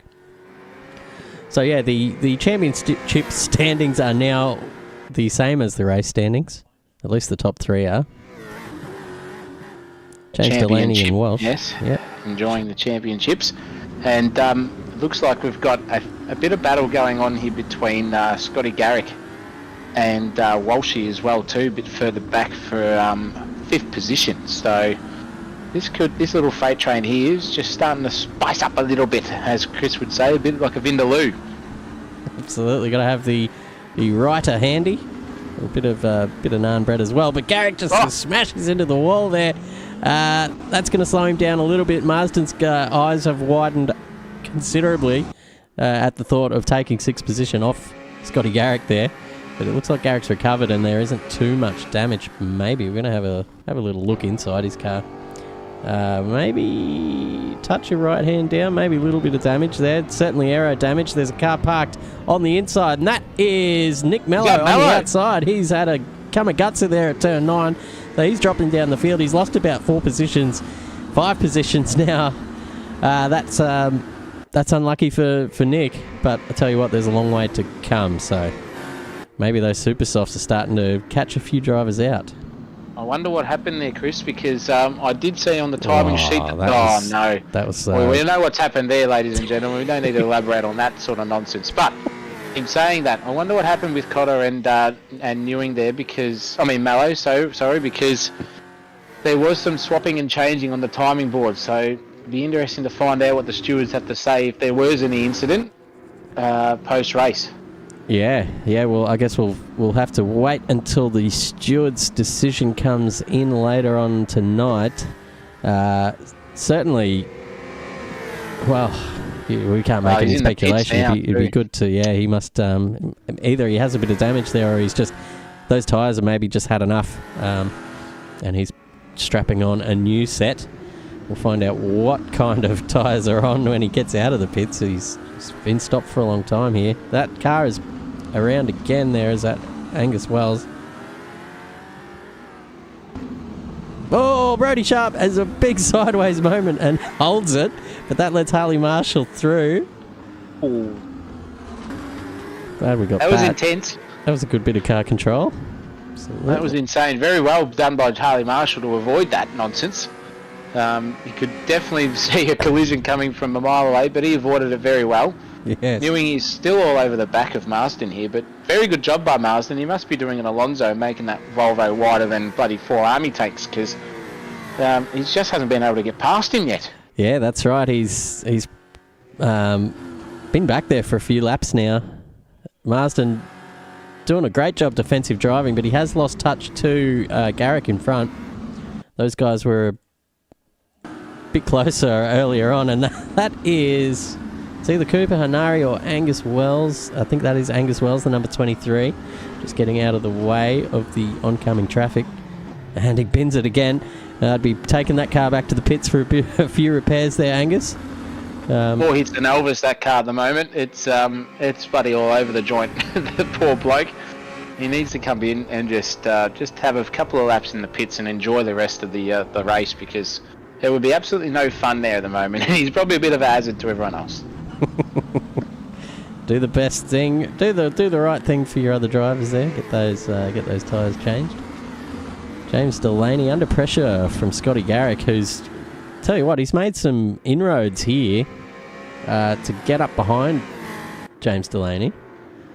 He's got his teammate in front of him there in Walsh, so he'll be sort of on the blower saying to give him the hurry up as well, because there is a little battle pack forming behind him. The 4 cars that were together earlier, they're back together again. Ewing has the best seat in the house, or the best view in the house for all of this. I don't know why I can't change camera angles here. My keyboard has stopped working. No! We're just going to leave it on that one in case I can't get it back. This is we've got Jankos and Hanari battling it out into turn 9 with the Centrelink Racing entry of Zach Scowen there in the background. Working hard for his 2 weeks at the moment, Zach Scowen, and he'll be... he's dodged that car better than he's dodging attacks at the moment too, so very well done. Yeah, that's right. By Centrelink Racing. Centrelink Racing, he's got work tomorrow morning. It's all cash jobs. He's got to do his hand in his 20 jobs a week that he's looked for, or whatever you got to do to get your dole. Oh, that's right. And he listens to our stream as well while he's racing, Zach Scowen. So, mate, if you're listening, well done on getting the name. Congratulations to your parents. They only name Zach's after the best kind of blokes. So I really do appreciate that. Give us a flash of the headlights, mate, if you're listening. If you are listening, you say you do, so we'll see how we go. A bit hard to flash the lights through this section. Don't do it yet. Wait till you're on the back straight, mate. Give us a legal flash, not the external sort of down in the park job that we would normally see by a convicted felon. Speaking of which, we've got Stephen Marsden here up behind Scotty Garrick. He had a top 4 finish last week, did Stephen Marsden. He did. And I reckon he would have taken Monday off work because he would have been that sore. Well, I don't think Monday was enough, Chris. I heard it was Wednesday. Wednesday, he may as well take the whole Thursday. week. Absolutely. And he could have put a disabled sticker on his window of the car. I reckon he was that sore. Yeah. He was in trouble. Shout outs to Mrs. Marsden in the chat, doing a good job there, getting our man Race prepared. And there's not much in it there. There's a car turned around on the exit. Oh, there's another one too. That's Bill Cosbricks. Get on the brakes, son. He does. Lets the cars through without incident. I'll tell you what though, the drivers have been pretty good today. With the proximity of the walls being so close. There's always going to be a bit of action, but guys have kept it pretty clean, and it looks like everyone's sort of done a fair bit of practice. Marsden coming into the pits now. That's 12 laps on the Super Softs. McEwen as well, our race leader, into the pits. Let's see where he comes out. He comes out in 6th position on the soft tyre, so interesting. So that's a great pit stop actually from McEwen. He's found himself some air as well, some clean air in front. Scotty Garrick's around. Oh, he's just got that flicked around, pointing the right direction before the race leader comes back through. It's going to be very hard too to adjust at the moment as well, Chris, to super soft straight onto a very cold soft. The softs take probably 2 or 3 laps to get up to temperature there as well, so just tippy-toe it around, Alex, for sure, because we don't want to end it up into a wall. You've got plenty of time between you and the next person, son, by the time the pit stops go around. So, yeah, it'd be interesting to see this battle if they all decide to come in all at the same time, or there's a bit of undercut or overcut sort of things happening here. It'll definitely bring another contest into this one. Well, there's definitely room for an undercut. We got 12 laps out of a super soft. That's 24, 36, 48. So you can come in a lap or two early, bang on another set of supers and just propel yourself up the order before you come on to the... I guess you're inevitably going to have to run a soft stint at some point during the race. Yeah, absolutely. I don't know. I'd probably go the soft towards the end of the race just so you don't get stuck behind other traffic. You've got that clear air when you come out. But it looks like they're all coming out on the softs now. Cotter, Hawkins, Smith, obviously McEwen. These guys still circulating, so that's 13 laps on the supers. They'd be pretty haggard by now, I'd imagine.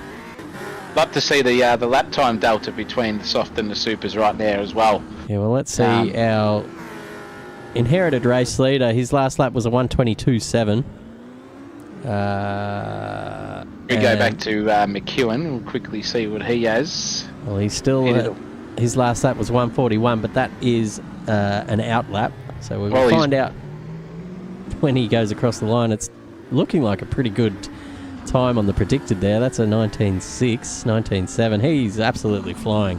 Who's going to catch him in this race? I don't think anyone, unless tragedy strikes. But this will be a low 20 for sure, or even a high 19. Low 20. Oh, where's Chris going to come out on the money? Oh, okay, yes, very low 20. Might as well thought to bang on. Yeah. So Daniel Walsh, a 1:21.9 on the old supers. So at the time being, now we've got the new softs are the optimal tyre choice. So I'd be on the comms with with these two guys, telling them to get in and change those tyres because they're just losing time right now. Tyler Craig up to 4th, still on that first set of supers. He hit a 124.2, so he must have got held up big time last lap. So if he doesn't pit this lap, me old son, you're going to be in a bit of trouble. You might lose some positions a bit further down, and you don't want to get caught in traffic, especially when everyone else behind you is on softs that are now warm. It's going to be a bit of a challenge to keep them behind. Yeah, absolutely. That's one of the risks in going for the overcut. Is that outlap, you really got to be on your game and know where you're going to come out when you come out of the pits. I used to run a real-time app that would show most of the field and the time gaps, and in my practice during the week, I'd work out how long a pit stop would take. So I'd always be watching where I would come out after a pit stop, because you want to know who you're going to come out next to or behind. And if you're racing a guy on time, and if you can pop in a couple of hot laps before you come in and change those tyres, you could possibly jump them in the pits, and that's a handy thing to do. Very much so. Yeah, it's easier than overtaking on track, I find. Yeah, absolutely. You do it with an app. I did it with the old stopwatch on the smartphone sitting next to me. By the time I hit the pit limiter, by the time I exited the pit, that was how I timed it. But yes, I was always wary of watching the monitors for when someone in front or behind would pit if I decided not to follow the leader. And I just knew that I'd have to do an absolutely blinding lap for that next lap and make sure the outlap was just as good. So yes, as you mentioned, very, very important for an undercut or an overcut to work. Have a clean outlap, or a clean in lap, sorry, and a very clean outlap as well. You can always fall short of that too, pushing too hard on the outlap and making a mess of the whole thing. That's Lockie Grant getting up past Ferguson. That's fantastic. And the two teammates are together again, and it looks like Marsden's going to go up the inside. Ferguson obviously on the comms there saying, no, away you go through. Ferguson is nursing that old set of supers. He's the last man out on track on the supers. No, actually, Tyler Craig's still out there as well. I don't know how. He's surely coming in this lap. Yep, he is. Tyler Craig's still circulating. A 1:23.2 last lap, so he's losing about 3 seconds per lap at the moment. That's going to hurt him in the long run. That's going to hurt a lot. I think his relative at the moment for where he is, he'll end up somewhere in, I reckon, 10th or 11th by the time he gets out on track. He could even slip further back after this lap as well. So, yeah, it does hurt, ladies and gentlemen. Get in quick if you're trying to do a 7-stop straddle. What has happened here from Harley Marshall? That is disaster. He's looped it in the staircase. He's lost about 4 or 5 positions there. So he'll get back on track. Poor old Harley. He's mustn't be used to the new tyres yet, because he was certainly one of he was easily top 5 driver last season. So just waiting on him to find his sea legs, I suppose, on the new Dunlops. Sea legs. Yeah, when you go out on a ship. Not that I've ever been on a ship. I've seen it in the movies. Sea legs, okay. New one for me. Yeah, look it up. Yeah, right. Yeah. Treat yourself. Yeah, Change of position here with Hawkins and Cotter. Hawkins getting past Cotter, in fact. So that is... I'll tell you what, have a look at the gap to Alex McEwen right now. It's 16 seconds to second. He's absolutely flying out in front. He is setting the same sort of gap per lap that he was in the sprint race as well. We're on lap 17 and he's basically 17 seconds in front, and it was 10 seconds in front, and he did 10 laps in the super sprint. So flying tonight. He's got that car absolutely railroaded at the moment. It looks fantastic on screen. I bet you if we followed a lap at some point with Alex later in the race, we'll just see how good that car looks. Behavioural wise. Absolutely. I think we had a quick look at it through qualifying, and he had it well hooked up through the first chicane. Could really ride the curbs there without upsetting the car too much. Oh, Cooper Shipley just aware of Scott Garrick up the inside there. Didn't want to turn in too sharply. Probably smacked the wall. Cotter's got an issue. Cotter is dropping down the pack. He's coming in. He's got big damage. He is. What is he right hand down there? Or I can't see his steering wheel. What's happened there? It's gone. What is going on there? Who knows? We've got a bit of a glitch there with Cotter's car, but he's coming in to get some repairs by the looks of it. Reggie in the chat says he's smacked the wall on the exit of turn 2. Maybe turn 3.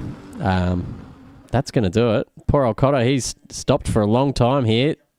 That is any podium chance of his race just disappearing. Luke Newing now lining up with, looks like Lockie Grant's made his way through the field up to 7th now.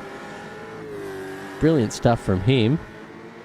And that is the back of a little battle pack with Newing and Delaney. Walsh up ahead. Whoa. I think that was Newing just smacked the wall there again. Oh, Lockie Grant locking him up, hitting the back of Newing.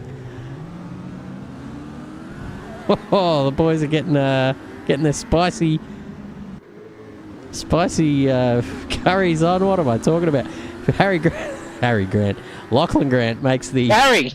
the Melbourne Storm player. Goodness me. We'll stick to last names. Grant made his way up behind Newing. Makes that move stick. Hawkins now into the pits. That is... He started on the soft tyre, so that's a pretty good go at it, I think, on the soft. 19 laps he got out of that.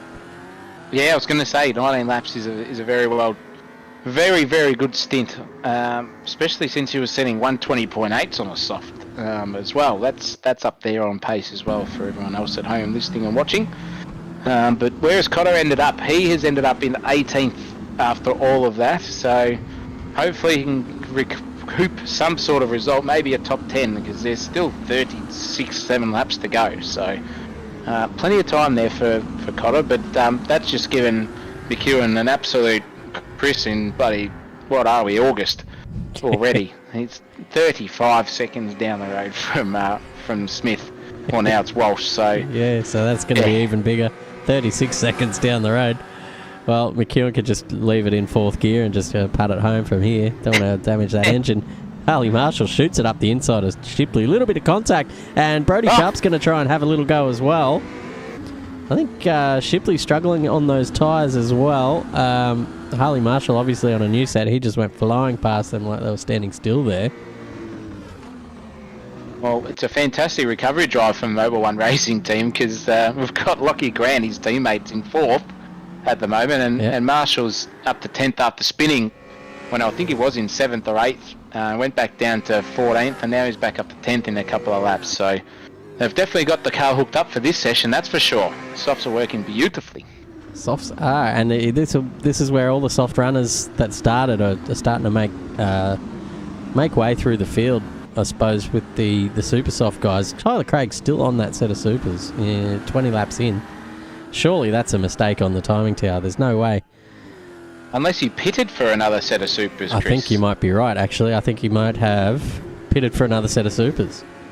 That's Cam Smith, and that's a big hit. That'll be his race pretty much over there, I'd say. He's got massive damage. Yeah, a bit of right hand down. He's going to be struggling to get this thing turned. Oh.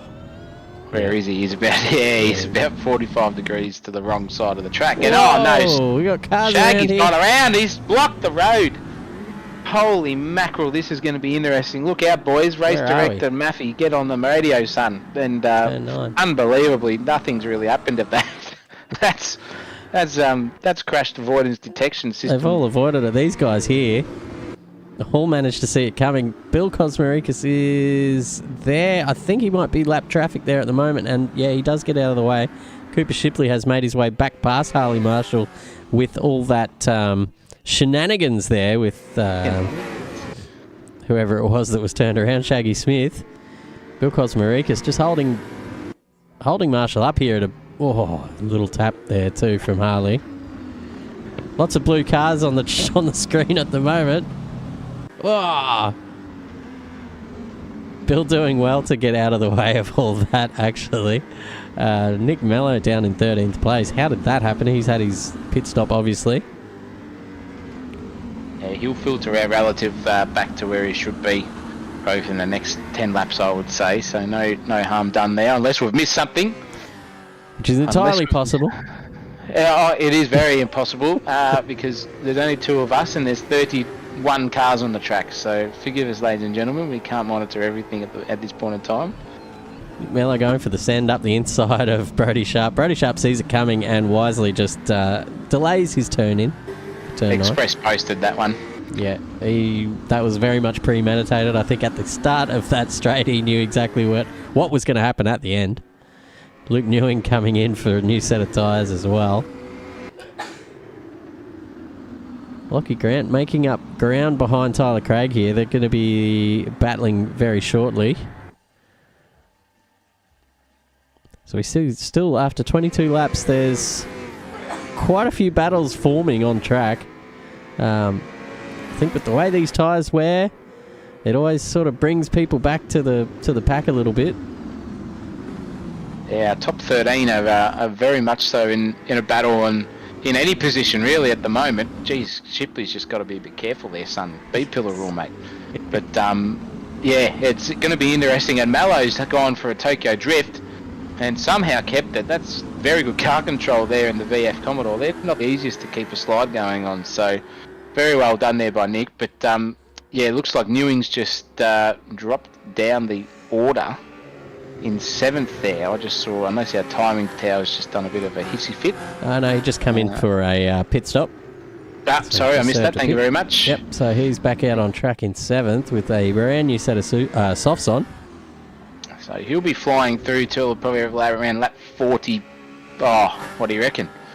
41, 42? Yeah, about that. If he's got enough fuel on board, he might be able to make it to the end. Yeah, it'll be interesting to see what this gentleman does here, Alex McEwen, whether he is just full sending at every lap, which it wouldn't surprise me being 43 seconds up the road, or if he is doing some fuel saving at the moment, because there is no way this bloke needs to do anything other than coast around, you know, shift it at 6,500 rather than 7,500, short shift here, don't shift down into second there, just coast around, because, yeah, it's a dominant performance. It's bloody fantastic. He's just set a 119.8 and his closest rival on track is a 120.5, so that is about 7/10 quicker per lap. Closer to a second than not being a second, so we'll call it a second a lap. That is just flying. Reggie in the chat has made us aware that he was probably going to be a whole pit stop clear soon. So very good point. He can make a free stop for some new tyres and come out on track still in the front of this race, which is unreal. Bloody absolute domination here from Alex McEwen. Tyler Craig is putting Delaney under a bit of pressure here. This is for 4th place, 3rd place outright. The old blue oval versus the red line, that battle from the past sort of esque popping up here, and I think with those super softs, it's not going to be too much longer before he gets around the back of Delaney and just says, "Thank you, mother, thank you, mother, for the rabbits." Thank you, mother, for the rabbits. He's set it already and sent it up into turn 4. Sorry, so he's making a lot of ground up. Oh, as that is Wells who loops it around, does well to stop to let the traffic through. Maybe a bit more practice during the week, Angus, to keep that car in a straight line. He's living up to his first name. He's standing around on track more than an Angus Bull would in the paddock at the moment. It's just it's just unbelievable. He's doing his name right. Well, so thank you very much. But Angus, just keep it up, mate. We'll keep looking out for you. They're not easy, these cars, that's for sure. The practice definitely makes perfect, and you just got to stick with it, and it will come to you. One day you'll just have a light bulb moment and go, oh, that's how to drive these things, and then you'll be back on it, my friend. That's how it works, hey? You battle it out for a long time, and then suddenly the light bulb turns on, and you find yourself very much battling a new bunch of drivers up the order a little bit. But we got... Yeah, you feel like you've been pedaling for power for the last 20-odd years, and then finally you've found a generator and gone bang. Yeah. And that life's just a whole lot easier. That's right. Electric scooters and all. Brody Sharp's all over the back of Shipley here. These guys have been battling it out for quite a while, as we see the race leader coming across the line there as well. And in chat, we've got Scott McEwen. It's got to be a relative of our race leader at the moment. If that's, I wonder if that's a sibling of Alex's, or a cousin, or a dad, or... Yeah. What relationship have you got, Mr. Scott, to our mate Mr. McEwen in front here? Just let us know in the chat. And I'll tell you what, the bloke in front of Sharp will be shipping bricks at the moment with all this literally going on behind him. That blue Nissan literally looks like a boat behind him, and he is just, well, probably the Titanic. Let's put it, the Titanic versus the jet ski. And it'll just be looking very demeaning at the moment. Yeah, he's got all a over pretty good run here. I thought Sharp might just have a look at Shipley down into turn 9, but just wisely pulling out. He's biding his time here, Brody Sharp. He's very patient. Very patient driving from Brody. It's always good to be patient. We know that an unnecessary send can end up with maybe a position in the race, but a 10-point deficit with the stewards after the race is finished. But that's not going to happen because Shipley has literally just shipped bricks and gone, no, mate, I'm going to lay me bricks in the pit lane. You go through. Time for and he's coming in for a pits. Time for some new rubber. So we might ride on board. Barrier. We might ride on board with Alex, because we got his dad watching in the chat, Mr. McEwen. Be proud of your son, mate. He's doing a bloody good job as Brody Sharp spins around the turn 4 there. He's got... I'll tell you what, this is very video game like. We've got cars spinning around front and back, and Alex just carving his way through.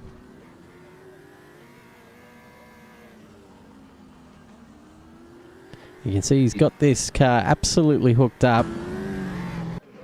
Yeah, it is, yeah, I can't, there's no other way to put it in words. It is just on rails like the 905 down to the GAN, realistically. It's just like on rails like the GAN at the moment. It is perfectly behaved. No understeer, no oversteer. He just knows where to point it and turn it. Perfect acceleration out of there, and his throttle curve would be looking beautiful at this point in time. Smooth as eggs. Absolutely, smooth as eggs. And he's just got some lap traffic to navigate here. I'm sure he'll get out of the way. Delta Racing Falcon, very well done. As he comes into the final hairpin, and it is just doing everything you would love a car to do. It doesn't look like it's fighting him at all. Full control there, and that's a 121.2. So I think the soft tyres are starting to go down a little bit. But he has got 46 seconds up his sleeve, so I don't think he'd be too worried about pushing too much at this stage. Got Brody Sharp coming in now to the pits as well. Might check in on Matt Cotter and see where he's at. He's found himself under the rear wing of Cooper Shipley.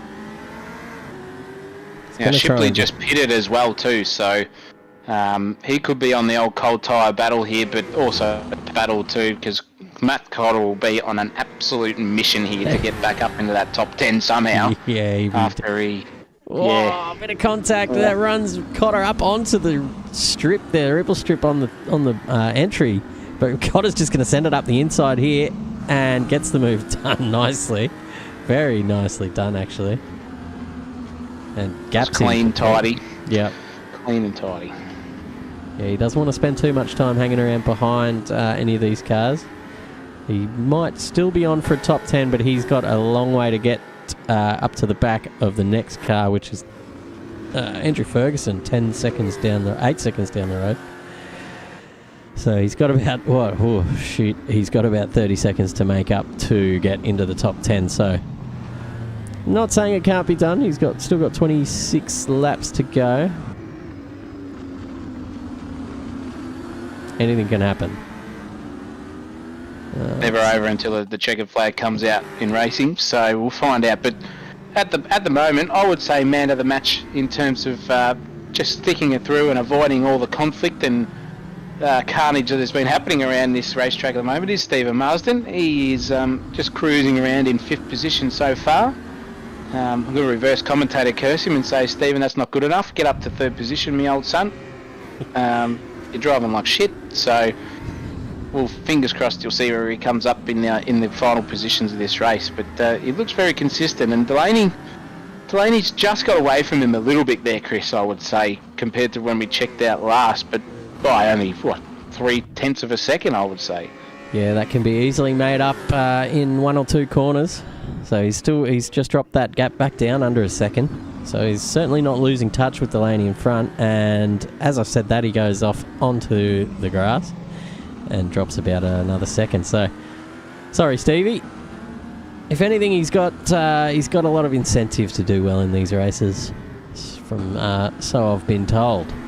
Extracurricular activities, Chris. Absolutely. Could be a late one for him tonight. If he continues this top 5 trend, Nick Mello now making his way through. Yeah, his boss on Monday every 2 weeks goes, mate, you look like you've been up all night. What's going on? I was going to say it'd be a dangerous night to be a plasterboard wall in any of the rooms in his house. I'm sure they're reinforced by now. He's a bit of a handyman, Stephen. Righty. On and off track, yes. Anyway, we digress back to the action here. Mallow is only 0.8 of a second away from disaster. Holy cow. Was that Shaggy? Sorry, excuse me. That was Smith, and I don't know who tagged him on the way through, but they did pretty well to not fully just T-bone him right in the middle. So they managed to get him mostly out of the way. Yeah, that was very close to disaster as Tokyo Drift comes into the equation again there for Mallow.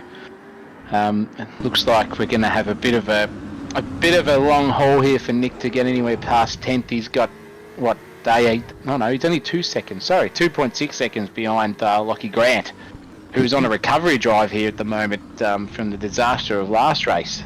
So yeah, very well done by Lachlan Grant, but he'll have his mirrors all full of Nick Mallow soon, I'm sure. As his mirrors are full of Harley Marshall at the moment as well. Again on that recovery drive that all started with a bit of argy-bargy from the teammates taking each other out, I think, that's what's happened into this corner here into turn 4 in the sprint race. So that really set him back in the starting grid for this one as well. So it's one of the risks to take into consideration for the sprint races. Bit of self-preservation so you don't end up starting at the back for the long one. Yes, I think from memory, I think they were both outside the top 20 for the start of this race. So where they are now in 11th and 9th, it's hats off to you boys. Well done so far. Absolutely cracking stuff, and perhaps still more positions to come. We waiting on this battle to start to spice up a little bit. Harley's just taking little small chunks out of this, out of Mello at the moment. Nothing too drastic. I'm looking up and down the timing tower, and these are the 2 closest cars on track at the moment. So we might just have a look with Harley, see how he attacks it. There's another couple of cars coming out of the pits there.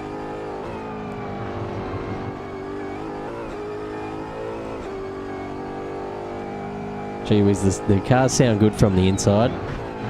They do. They sound like the real deal. Sound like you're actually living a real life scenario in your living room at the moment, watching these guys go around. It's an excellent sound mod. Well, that's what we do it for. Just I'm sure if any of us could afford to get behind the wheel of a V8 supercar and fund our own racing team, I'm sure we'd all be doing it. Absolutely. And just a note too here as well for everyone at home, the steering angle settings on the in-car views are a little bit inaccurate to what the real sort of rotation would be. So May look like they're moving the wheel, 720 degrees in a slide in 2 seconds, or 2 milliseconds, but they are not, unfortunately. They only have a real rotation of about 540 degrees in real life. So if you see someone driving really smooth, aka Alex McEwen at the moment with minimal steering input, it's very smooth. We've got a unit. Whoa. That's a ZB, pointing the wrong way around, and we nearly had some colour blindness there from one of our drivers. We couldn't see him in the shadow. That was near disaster, but narrowly yes. avoided. That's Arthur Liang. We haven't called his name this race or the last one, so we'll give him a bit of love. We might just ride on board with Arthur and see how he takes it. He had a really good race at Phillip Island. So he'd be just a little bit disappointed with 19th at the moment, but I reckon if he can put his best foot forward and put his races hat on, he can certainly make up a few positions in front. But it looks like oh boy, he almost has a bit of a taste of the wall there on the way in. Maybe not so comfortable on a street circuit to the wide open stuff like Phillip Island last week. Two completely different circuits 2 weeks after one another, so a lot of adapting needed to be done, and if you haven't practiced, you'll be in a bit of trouble. So completely different car setup, completely different attitude, and as you smack the wall left, right and centre and around, and 540, 720, 900, you name it, Arthur's done it for us. Poor old Arthur, we've focused on him at the wrong time here. We weren't looking for a Tony Hawk Pro Skater 2 video here, Arthur. Just keep that for the real stuff, son. A couple of kick flips and away we go. Really did a 900 Superman there. That was incredible. Got the Volvo factory team races right up behind each other, and it looks like Hawkins has given the old team orders again. Through you go, son. I won't put up any fight. Let's try and get these two blue Volvos up the order a little bit, eh?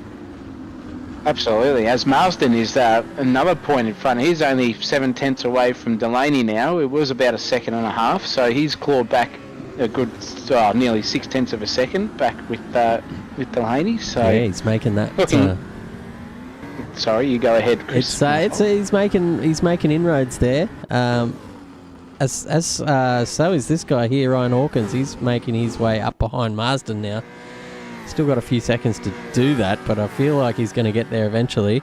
As you can see, Marsden off in the distance, just behind James Delaney. This is Hawkins' season, is it not? It's his debut season, yes. It's his it'd be his second round in the V8s. Yeah, that is a fantastic result so far for our man Hawkins. So keep it up, son. We're giving you a plug here. You're driving very well at the moment and playing the team game with Newing. You've got a very good competitor in your shed for sure. So well done, son. Keep it up so far. As Reggie points out in the comments, Walsh is having the drive of his life as well. So we'll go and see where he's at. He's 30 seconds behind McEwen at the moment. And he's got Delaney about 6 seconds, sorry about that, 6 seconds behind him. So in a bit of no man's land at the moment is Daniel Walsh. But that's all right. That's probably what you want at this stage of the race, just to try and stick to your rhythm and keep the car on the track nice and tidy. Keep that gap behind, and you're probably not going to win because Alex is in Max Verstappen mode tonight. He's absolutely untouchable, but Walsh should be happy with the second place at the moment. If you were to stop the race and say, that's it, here's your second place, you take that every day of the week. Absolutely. As I'm just fumbling through here to look, and what has happened there to Nick Mallow? He's outbraked himself there into the last turn, and he's ended up out on the dirt there, so he's come back. Harley Marshall taking advantage of that, and he slots himself up into 9th position, although Nick Mellow's not going to give it back, give it away without a fight here. Looks like he's skating it in on the back wheels. They're both on the same tyre. They are. Harley Marshall maybe on a bit of an older variant of the tyre. Got the older variant of the Commodore too. VF versus ZB here. Yeah, that's right. The better looking one behind. I think the VF was one of the best ones they ever made. Looks wise to me. Yeah, looks wise. It's But a timeless classic, I would say. As I said earlier, one man's 10s, another man's 3, so we don't know what... can't really make big calls like that. Oh, look, everyone's got an opinion, just like a bumhole, so it's okay. We'll forgive you if you're wrong. As, Nick Mello getting real close to... Oh, wow, what's happened here? We've got a Mobile 1 car around as well. That is Lockie Grant. Is that Grant? Yep. He's off the track, so Mello finds himself in a Mobile 1 sandwich at the moment. I don't know what happened to Grant. He might have got tangled up with... Is that Genkos behind? Maybe as a bit of lap traffic. As we see our race leader coming up behind these guys. He's starting to lap the top 10. He's an absolute warpath.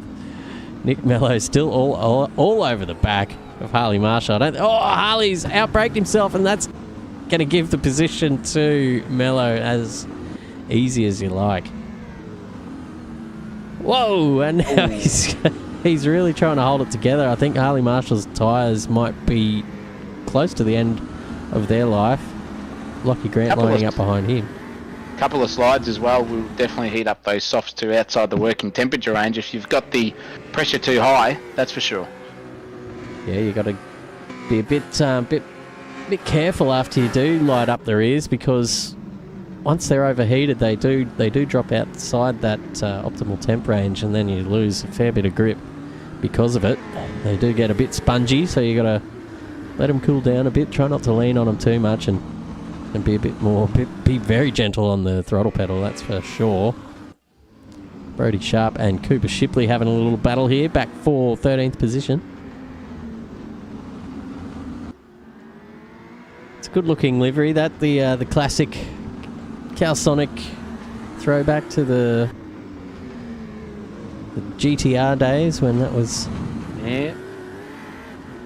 circulating, dominating. Had the R32 in that, and then also in the JGTM series, TCM I think it was, Japanese Grand Touring Cars Masters I think it was, with the R33 Skyline as well, which was more of a kit car rather than a road going version. But yes, both liveries look very good on both those cars, and now on an Altima as well, which is a shadow of a GTR, that's for sure, being a sedan, but looks very good nonetheless. Look, everyone's got their opinions. I'm an Ultima man through and through. I'll take one of them over a GTR any day.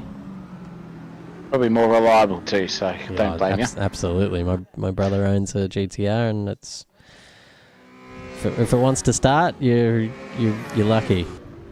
A spare battery in the boot at all times. Needs a Haltech ECU, mate, rather than the old piggyback ECU from the factory by the sound of it.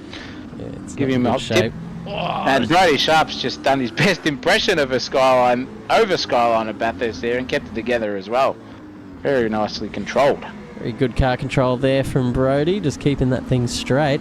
As much as the rears wanted to overtake the fronts there for a little while. Can't see. Where else have we got some stuff heating up here? Sharp and Shipley's around. Shipley shit the bed. She's shipped the bed. That ship has sailed. Yep. He's turned himself around somehow, maybe capsized and rebirthed again, and he's back on his way. Is Joshua Hughes? I feel sorry for Josh. He's a veteran of our AK Racing League here, and he's just had an absolute shocker tonight. And I think from memory as well, he might be a dad to another child. Is that correct? I think I can't confirm whether he's had said child yet or not. Because I think last week or 2 weeks ago, sorry, at Phillip Island, he was a maybe because of that could be the inevitability. So we'll have to find out off Josh Hughes if he can let us know later on. We'll give some news next round. But that could be another thing as well. So He's generally a quick driver, ladies and gentlemen. So don't put him out of your books for a top 10 in the championship this year. That's for sure. Absolutely. But as we know, as in the general chat this week in AK Racing, that kids do take about 4/10 off per lap per child. Per child, yes. per gender as well too. If they're a girl, you lose 3.5 tenths, and if they're a boy, you lose 3.85. I've been told. So there you go. All right, well, we've got the specifics in here at in the commentary booth here at AK Racing. My name is Chris Munro, and we are joined by Zach O'Reilly as well. We are your commentators for this series all the way through to the end of the year. So join us every couple of weeks for all the action here, V8 wise. And during the week we've got what have we got? We've got Wednesday Cup, so we're racing the Caterhams as Shaggy Smith is facing the wrong way again. Oh, just smashes it into the fence on the way out. We've got Wednesday Cup on Wednesdays. We've got the Caterhams going around this week at Norris Ring, which reminds me I forgot to put the practice server up. Sorry, Reggie. And next weekend we may have a stream for the Aussie Race Cars series that has just kicked off last week, and it seems to be super popular. We had at least 25 drivers in that, and it's looking like it's going to be even bigger this week as the Aussie Race Cars tackle this track as well, Adelaide Street Circuit. So if you're at home watching and you want to get involved in the Aussie Race Cars or the V8s or any other of our series that we run, the Discord link's in the top right hand corner of your screen. If you type that in, you might get straight to the Discord where we run all the races from, or go to our Facebook page, AK Racing, where you can find that link as well.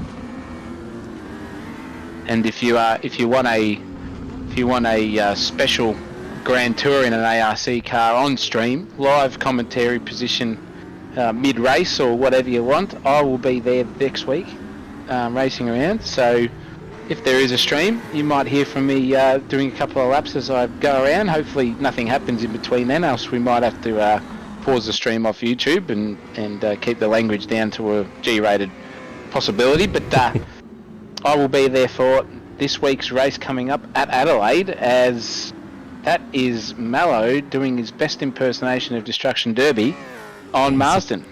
There's a bit of Ambrose in that. There was certainly a forceful move there, but Marsden has returned serve at him and said, no, you're not going to be getting away with that too easily, my friend. So Marsden looking to go defensive, but he doesn't. He sticks to the racing line. Mello just breaks out of that slipstream, but Marsden missed his apex there by an absolute mile, and that's just let Mello up to gain another easy position. And now he's back into sixth, ladies and gentlemen, so he's on another recovery drive and doing a great job at it. Marsden, we got gaps coming, gaps forming, and gaps closing all over the track right now. Harry, called him Harry again.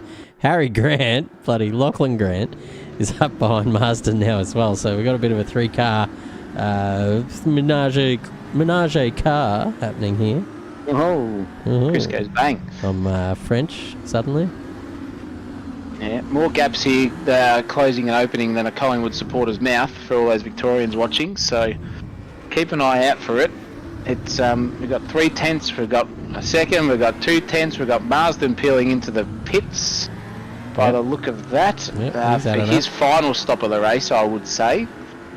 And then it looks like this battle between Grant, Craig and Mallow will be heating up very shortly.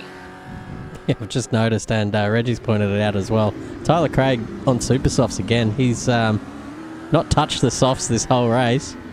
I don't know how many pit stops he's done, but he's been on the supers this whole time and still manages to hold on to a top 6 position so far, albeit maybe by the end of this lap Lockie Grant will be trying to make his way around him, as we see Scott Garrick parked on the exit there on the inside of turn 7. And he's still not going, so poor Scotty Garrick's having a bit of an issue there getting going. We'll tune back in with Lockie Grant to see if he's made the move on Tyler Craig. He hasn't, but tell you what, Craig's up behind. We've got all three of these guys in the pits now, Delaney, Newing and Walsh.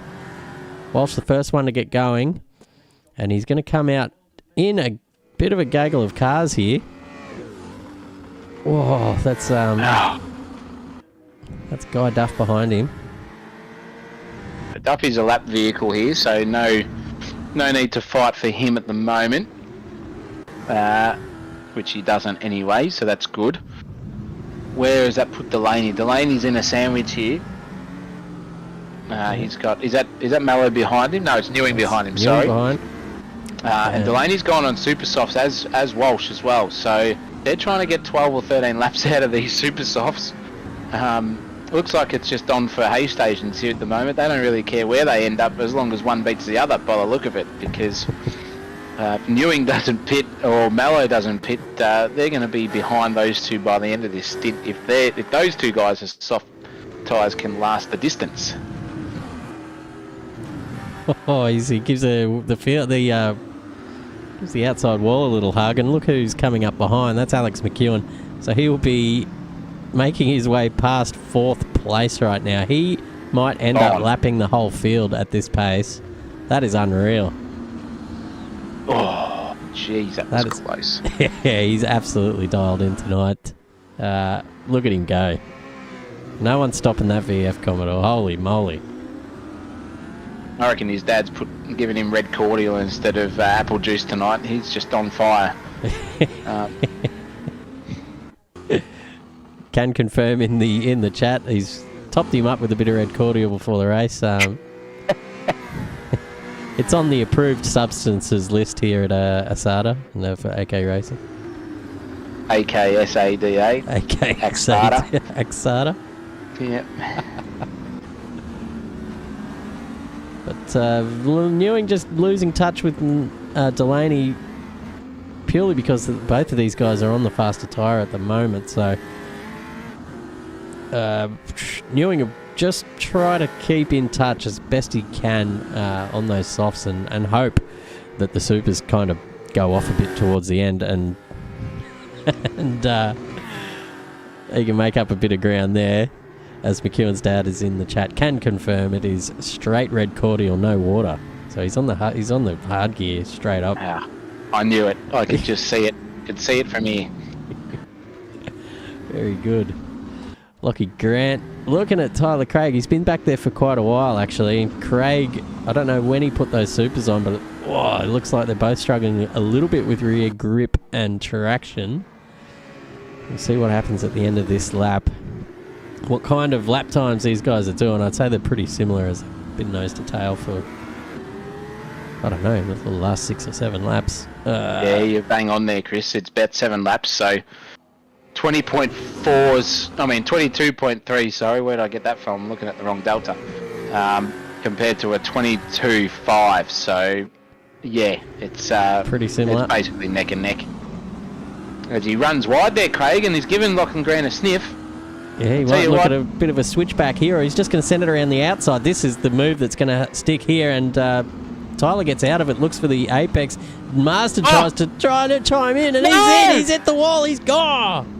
Marston, what have you done, my old friend? Oh my goodness, keep going, son.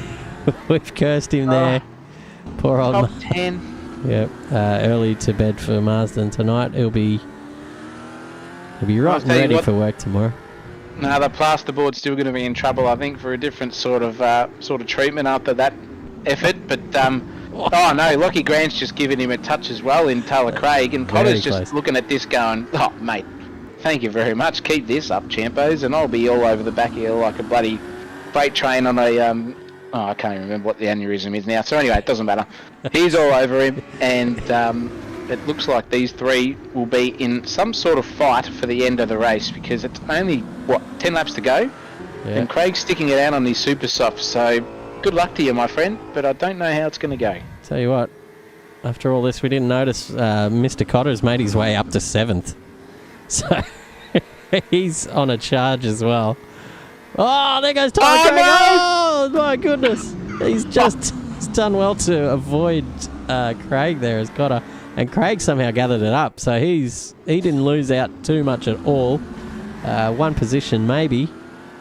And he's still on the Supers, so he might be able to claw back that gap and have a little crack at Cotter.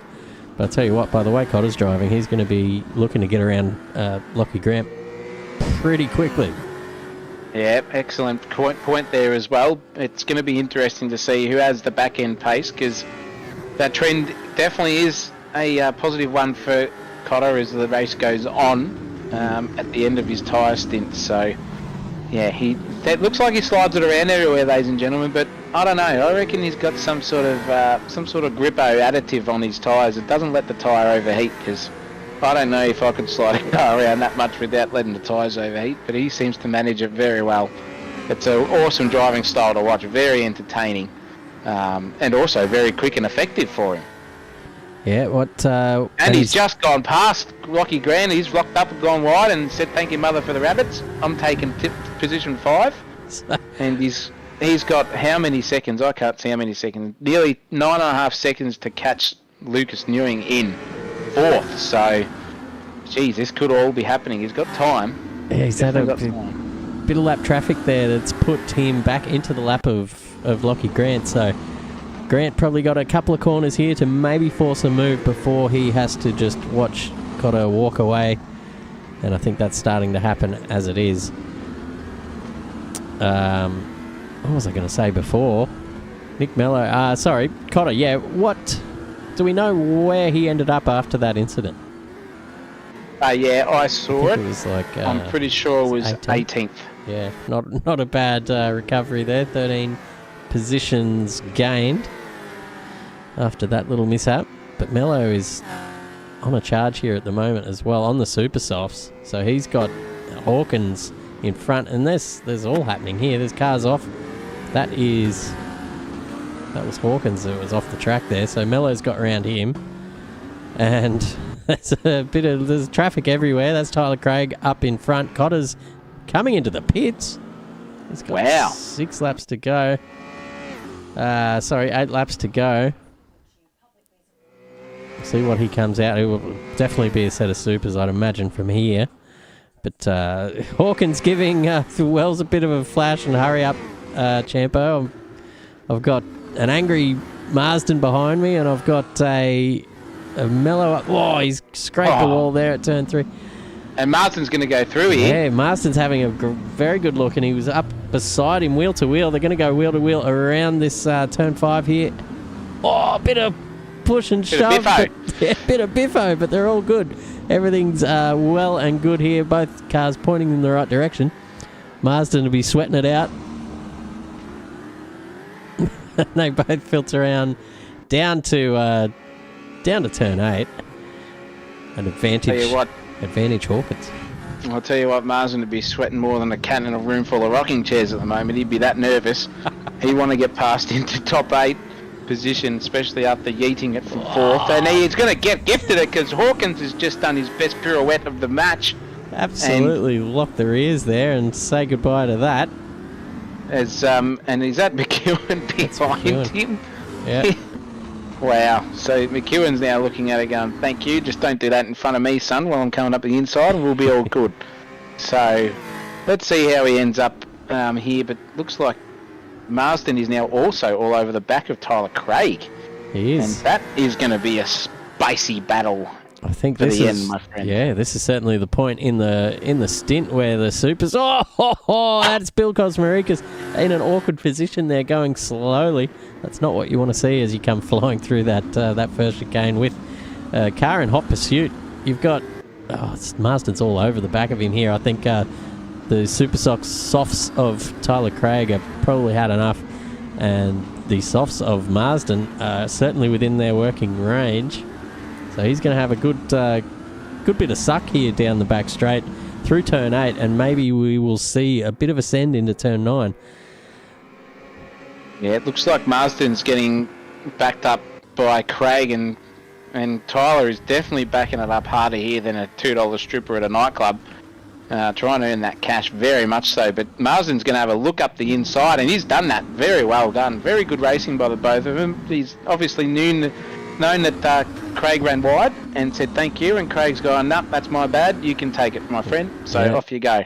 Yeah, it looked like Craig was definitely struggling to pull that thing up. I don't know how long he's had these supers on for, but I think they've fairly had it.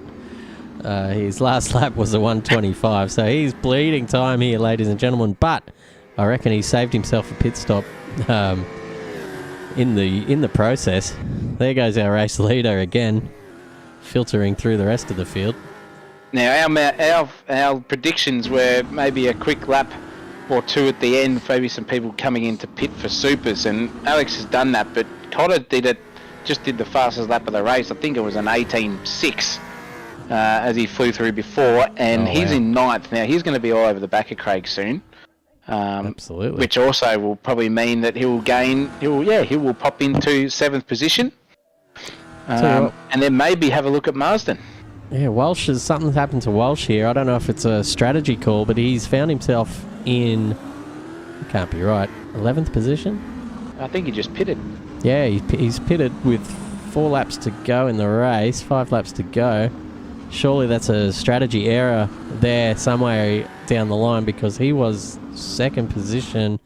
Delaney, I think they might be running similar strategies, so we might see him in the pits as well. Oh, been 53 seconds behind McEwen. You'd think they'd all be on the same sort of time, as we've got an errant Falcon in front of it, I think, pointing the wrong direction. Jesus Christ. That's O'Connor. O'Connor, mate. Hook reverse, son. Hook reverse. Get out of the way. He's got it. On your way. He's far out, my friend. Got it moving again. Well, we'll find out with Delaney. Maybe they fueled too early, or maybe they haven't fuel saved enough. Or just our old mate Daniel Walsh has just gone with a different go and said, "Mate, I want that fastest lap. I'm going to go for it. Nothing to lose." James, you can take the points for the team. Who knows? Yeah, certainly don't want to be pitting this late in the race now. You probably feel that 4 laps of fuel could have been made up elsewhere in those pit stops, but I guess we'll just keep an eye on James and see where he pits. He's coming around the final turn now and dodges the pit lane.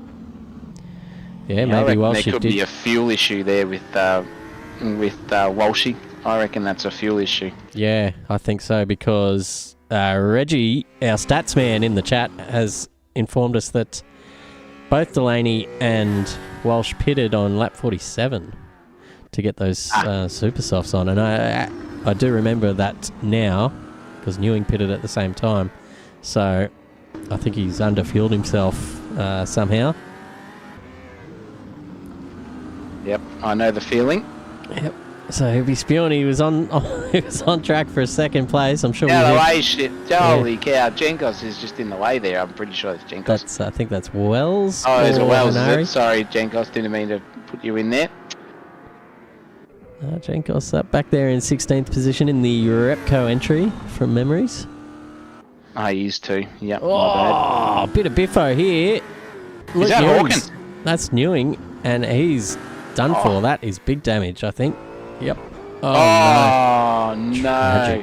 Tragic.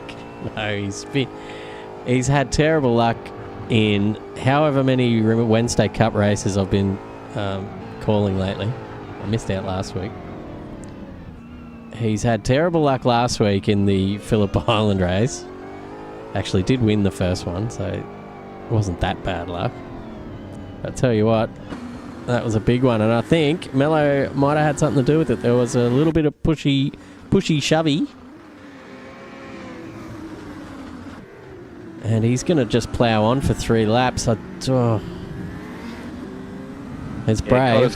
Cotter's going to take him. Marsden will definitely take him. Maybe he'll scrape in for 8th or 7th. Actually, it's probably the wise choice, because having a look back, he's got another 8-second gap to Craig. He's got 2 laps to hold him out. Yep. It'll be close with him and Craig, I believe. But he's got his own little battle on his hands with Hawkins, Marshall in tow. That's actually Scott Garrick, who's not on the lead lap. So Scott Garrick just making things awkward there. But Harley Marshall shooting it up the inside of Tyler Craig gets that job done pretty easily as well. Tyler Craig on the oldest set of Super Softs I've ever seen. They have got to be absolutely haggard by now. Look at the I don't know who's gap. keeping it on the track. Yeah, I don't got know. no idea. Yeah. Maybe he went to put softs on and didn't change his tyre strat. Now he's stuck with these supers for however many laps he's got them on. It's unreal. So there goes Cotter through on Luke Newing in a badly damaged Volvo. So he's just limping that thing home if he can get it there.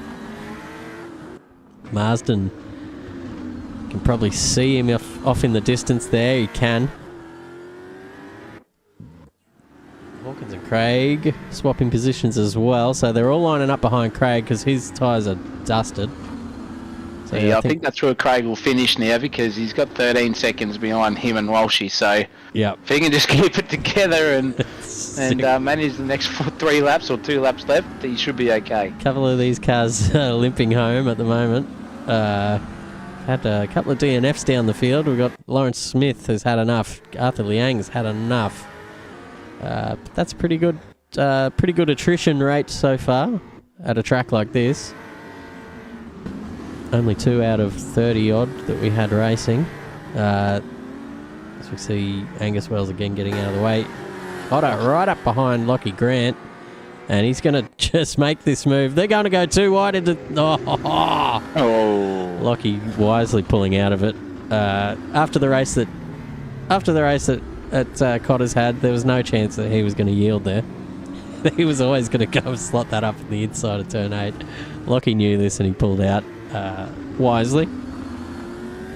He has just been a man on a mission. He's been full Arnold Schwarzenegger tonight, just terminating everything in his way. Matt Cotter that he can possibly get past. He is just flown. Absolutely. And that's a minute gap now to James Delaney in second. So he's clear 12 seconds of Nick Mello. Matt Cotter doing minute 18s. That's pretty good. Got those supers fired up and working towards the end of this race. Poor old Luke Newing's now got Marsden in the rearview mirror, and Marsden's just going to make that move pretty simply up into turn 4. Boys, get it pulled up. Yep. Oh, yep. Okay. There's another car here just smashing into the walls. Angus Wells needs more practice, mate. You need to just do a few more laps during the week. Get used to the circuit and the car. And then start to know your car well. Yeah. Yeah, because the end goal is to have fun. And it can't be too much fun playing pinball all the time.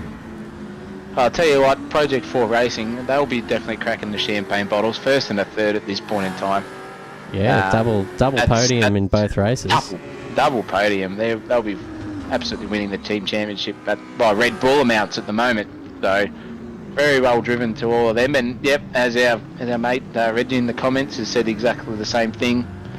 Cotto has driven an absolute barnstormer, and but nothing can take it away from Alex McEwen, who has just absolutely blitzed everyone tonight. Mate, that is the best driver I've seen in 3 years. Well done, well deserved, and geez, you've just done it in both races. Absolutely outstanding work, my friend. Absolutely untouchable tonight. That's our man Alex McEwen. We'll get a look at these victory burnouts. Donuts. Absolutely. Look at this. Look at him go here. Gives the crowd a show, and his teammate's going to join in as well. Well done, boys, and Marsden joining in the fun. A few doughies of his own.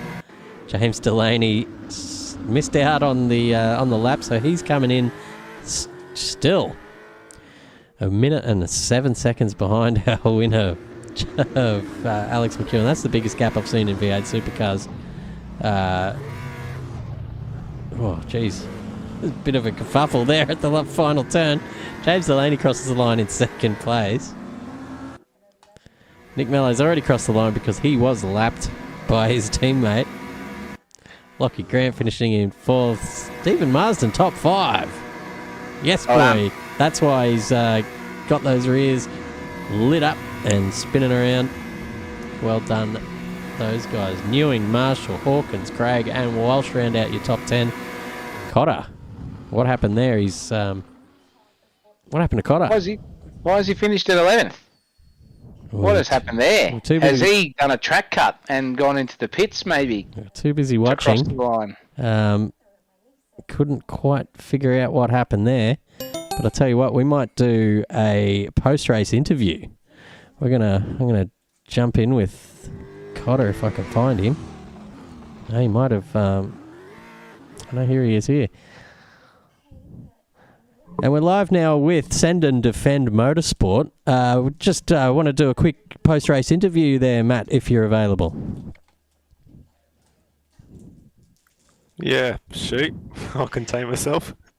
Yeah, we've got to keep the F's and P's down to a minimum. But we were just watching on the stream there. We've seen you finish 11th after the last time we saw you in 4th. What happened, mate? Back marker rear locked it, final corner, so I went wide to get out of his way, saw him coming. Spun me, I end up stuck in a tyre bundle on the exit of the corner. Absolutely tragic there for Matt Cotter in race 2. But hopefully you can pick yourself up, mate, and you'll be back and firing in the next round. Thank you very much for that little post-race interview.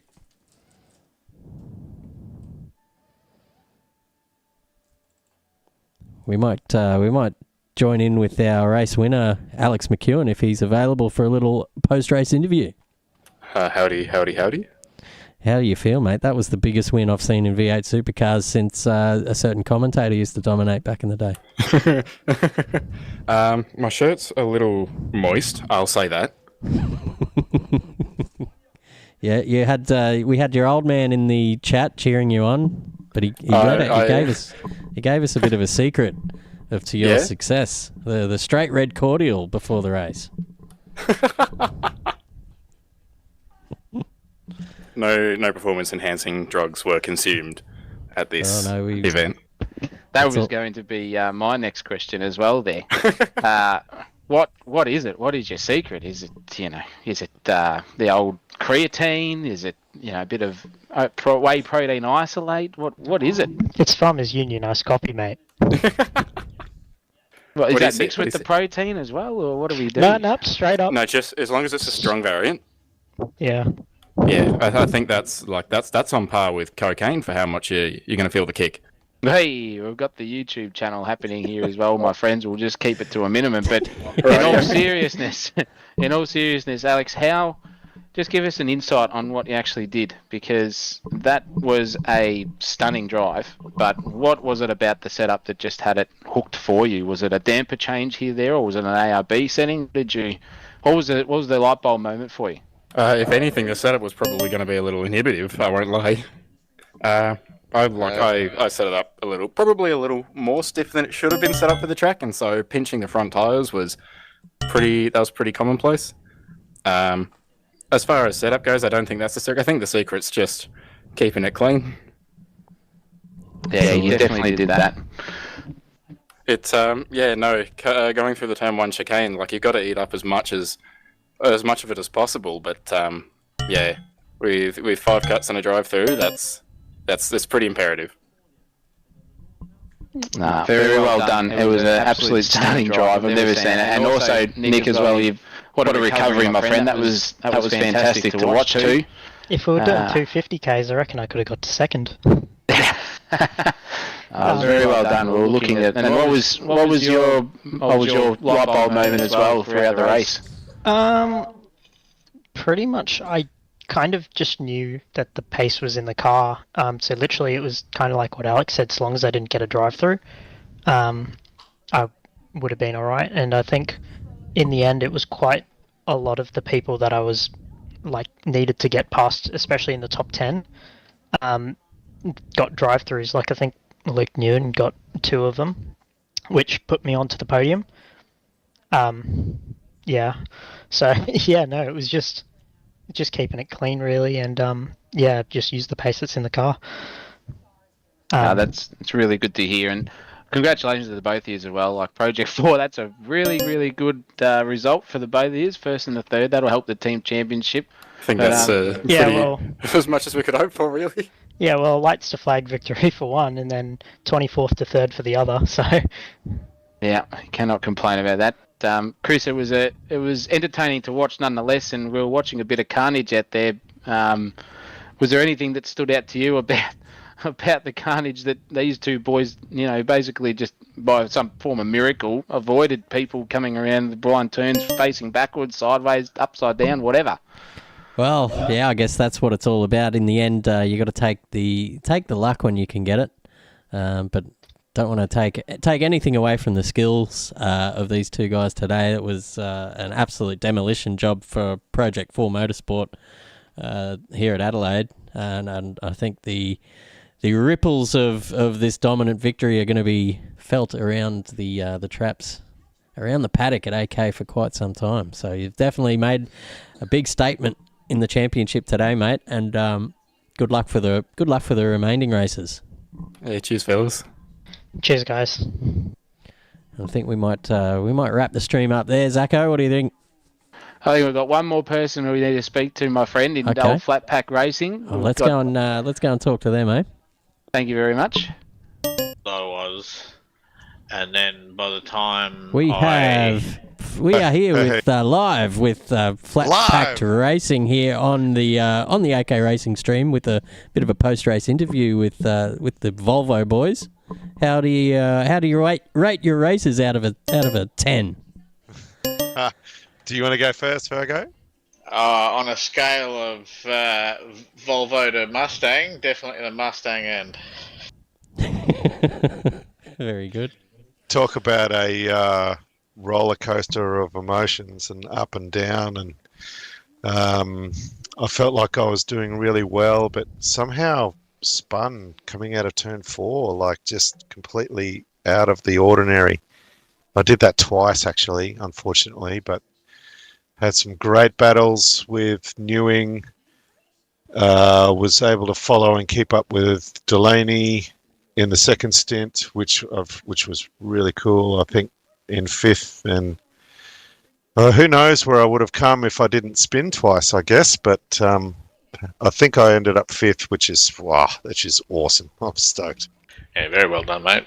It was a top drive. Thank you. By yourself there, Marsden, especially with the recovery. I just want to ask one question that came to me. Is it Swedish meatballs that you consume as well, or is it the Australian meatballs after a session? Which one is it? Because at Flatpack Racing, it seems that you guys in the Volvos all just seem to be around each other a fair bit on track. I just want to know whether there's a bit of sponsorship there. There's between lots the of two of Volvos this season, yes. You can't hold back a fast car like that. No, you can't. And Fergo, for yourself, a bit of trials and tribulations throughout the whole night. I know you said on a Mustang end, but if you were talking about just yourself this season with the car, how have you felt overall compared to, say, last season in terms of comfortability and pace on an average? What are your thoughts? I was a little bit struggling for pace, but I'm loving the feel of the car, and particularly on the Supers. I really enjoyed this last stint on the Supers, even though I didn't have much traffic around me. It's just good to feel the car, and feels responsive and can find a rhythm.